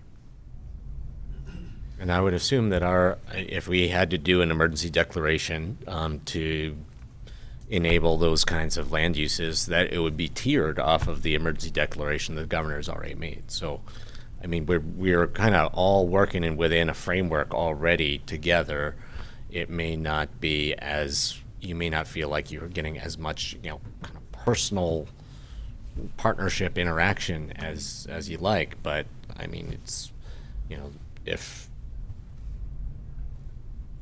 the governor has put forward a concept to take care of people, in the next phase after they spend a few months in an authorized outdoor encampment, then that is partnership, right? They got the next phase, we got this phase. It's just a matter of how you view the division of labor and what your perspective is on what partnership feels like. Well, yeah, so that maybe there's a little action there, what would an emergency order look like for that land use? Is it under the current emergency orders of the governor's office or not? And if it's not, how do we ask for it? So maybe there's action right there. But if there's support for possibly doing something outside of a city on resource land.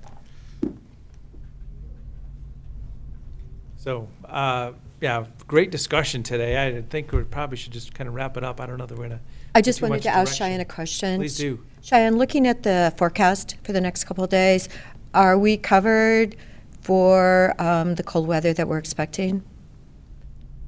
My understanding is that Redmond has a plan to activate warming shelters during the day. They also have some limited winter sheltering available. I think volunteers of theirs provide transportation back and forth between encampment settings. During the last spike in Bend, we saw that First Presbyterian stepped up with support from UU and other volunteers and churches. I think this time they don't feel that they have the capacity and infrastructure to do that. So it will largely depend on Shepherd's House and their ability to expand capacity. I'm reaching out to their team today to ask what supports they need to make that possible. And I may end up going into the shelters myself and recruiting other county volunteers and staff to be able to go and support. We are looking at very cold temperatures with some snow expected. So it is a concern. Okay, because I know they were actually taking in more than their allocation. They're often over capacity, especially during the winter and especially during periods of inclement weather like this. It's also when we see emergency visits spike at the hospital and an increased risk of frostbite and amputations. So there's a pretty emergent risk. Okay. Speaking of cold weather shelter, is there anything, are you aware whether there's anything in place in the city of Sisters at this point? There is not, and I'm working with their team. They have funding in place and an interest. I'm working with their team as well as our Councilor Blum, who's the representative from Sisters on this governing board for this office. And we have a couple of conversations coming up very soon, I think on the 6th, to talk through either creating a services hub, a limited shelter space, a motel, either motel access option on emergency basis, or transportation to other shelters. But it is a concern that has not been addressed yet. And I would say that Sisters similarly would benefit from having a supported camp environment. There's a number of families with working parents and young kids in school who are often disconnected because of winter weather.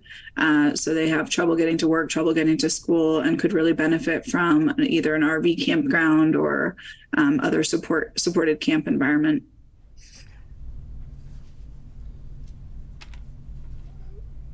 In terms of timing, the request from the city of Bend was by the end of the month. I mean, there's a board meeting on Monday afternoon. I don't know if we have all three commissioners, but I just want to acknowledge the timeline. Well, they might give us a week extension, wouldn't they?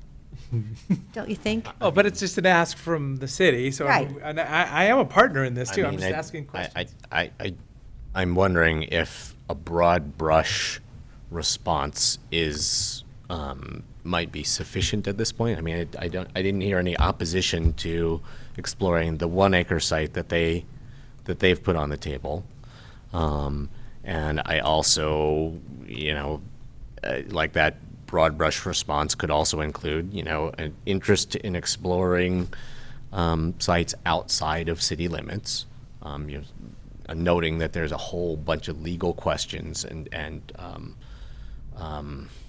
other issues associated with that, including that, I don't know if we've identified a good site yet.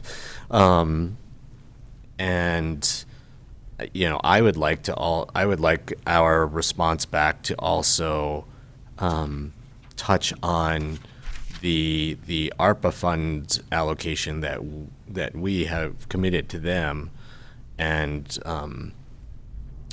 asking for, if we come up with a second site, you know, and they're not providing the land, whether, you know, whether I would like to ask them to be willing to contribute back more of that $1.5 million ARPA allocation, to, you know, because they're, you know, for whatever that second site is, if we're making the site happen, then they're not contributing as much. So they can make that up in cash. So those are a couple of the pieces. We still have the cash, though. I know we still have the cash, but we did commit it to, you know, we made a commitment. They're offering it back to us. And this is certainly, I mean, you know, we made a commitment to funds for outdoor shelter, and this is, I think what we're discussing is certainly outdoor shelter, and would be appropriate to have that discussion. You know, but one other thing, you know, that conceivably it would be good for us to talk about is what, you know, what this timeline looks like, what this timeline really looks like. If we are actually in a position where county roads, you know, it'd be easier for them to come through the south end of Hunnell, but they don't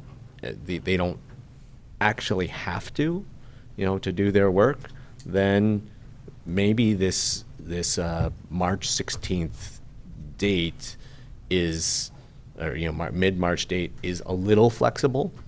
You know, there are a lot of reasons why all of, you know, by the city and the county want to see an orderly kind of dispersal of you know, of the Hunnell Road unauthorized encampment. But, you know, maybe it doesn't have to start on, you know, in mid-March. Maybe it could start 3 months or 6 months later if that is the time that's needed to put in place, you know, some of these, you know, other locations that are necessary to, you know, to disperse Hunnell in an orderly way and not just cast people to the wind.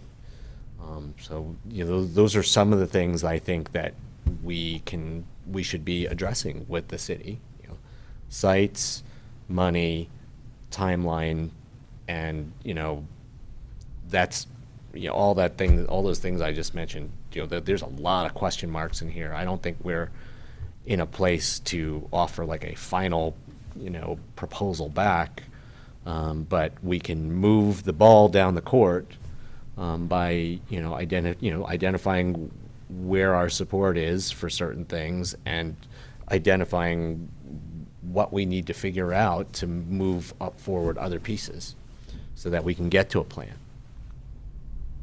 Thank you for sharing. Yeah, I mean, this is the process at this time. So I'm just looking at the words here. When it says county hire a contractor or a nonprofit using reallocated ARPA funds, what does that look like? As in, is that under Cheyenne's Department of Joint Office Management or not, I guess is the question. The contract would be under probably Cheyenne's office. I could assist her. We could also check with the health department, but the request from the city was that the county do the contract with the nonprofit. Well, as I say, I mean, because that seems like a direct ask, you know, here, city wants the county to do it, but we have this joint office. So then it just almost seems like it's a disconnected ask because we have some infrastructure here. Is that, it seems like there's infrastructure. We have a staff person and there's money associated with it. I mean, the Coordinated Homeless Response Office is not a legally organized fiscal entity, right? So, like... Yeah, so then it's internal to the county, which is fine. But, yeah, I mean, what does that look like? Yeah, it would be a county lift. I mean, Cheyenne would either head it up or be involved. But, you know, part of it is the joint office isn't intended to be over operations, and this is a little bit on the operations side of things. But it's also a pilot program, and, you know, the goal would be to show how it can work. So is it under the health department? I mean, because that's what people keep coming to say, well, this is a health issue, this is public health. Yeah, that's yet to be decided. Yeah. I mean, either way, it's under the county, whether or not it might start in the joint office and then transition to the health department, but that's yet to be decided. I mean, we could request if we're, if we're talking about the, a portion of those 1.5 million that we were going to disperse to the city of Bend, to do certain things, Cheyenne could still manage it, but fiscally it could be administered at the city, conceivably. I mean, The request from the city specifically was that the county hold the contract, and when I asked if the city would be willing to hold the contract, the response was that they didn't have the staff to manage it. well, but we're not asking them to provide the staff management. We're asking them to provide fiscal administration and for, and for the management of the project to fall under Cheyenne. I think it would be hard to bifurcate the contract management and the financial management of the contract and the management of the contract. I disagree. I mean, we do that with projects within the county all the time. I mean, we have a road department, we have a health services department, we have all these departments, and they are tracking the money, but then when it's time to move the money around, they turn it over to Robert's shop, right? I don't really see the difference between that. Well, that's not to resolve today. I mean, yeah, these are interesting. We went down a whole bunch of paths here. Thanks for bringing this up. Thanks for providing some options. Definitely don't see us making a option 1, 2, 3, 4 pick today. But let's bring it back Monday, and I think there's a joint meeting. I'm going to be talking to the mayor tomorrow with the city manager and Nick, the county administrator. So I'll be sitting down. So this is helpful for me to be able to represent the board's, struggles and discussion. And what information would the if board, is there additional information the board would like for that Monday discussion? Well, the legal specifically, do the emergency orders, governor's office, do we have a path through there that we could do, any rural land use or not? Maybe it's a pretty black and white question at that point. One thing I'd like to see would be if we have a list of potential rural locations, outside of the city, locations that are not too far from the city of Bend. I would love to say that I would follow up with Chuck Hemingway and Jim Porter, but I may or may not have the time to do that. So if staff could do that, that would be great. I think, if we're talking about, outside of outside of city limits locations that are still close to Bend but are zoned, we could actually, I believe we could put Fort Thompson on the list, our Fort Thompson property. If you're going to spend, if you're going to spend $80,000 doing some grading and throwing some gravel down, if that's a place where we are ultimately going to set up a market rate tourist oriented campground, but that's years away, doing some grading and throwing some gravel down doesn't hurt in a location like that. So there's things about that proposal that I would like better than the Juniper Ridge site that the city put on the table. But if we could have a list of some of the potential sites, outside of city limits that might be suitable, that would be helpful as well. All right, we can do that. Any other thoughts, Commissioner? Well, thinking of the numbers, I know we were up to 110 residents at Honolulu Road at one point in time when somebody did a count for me.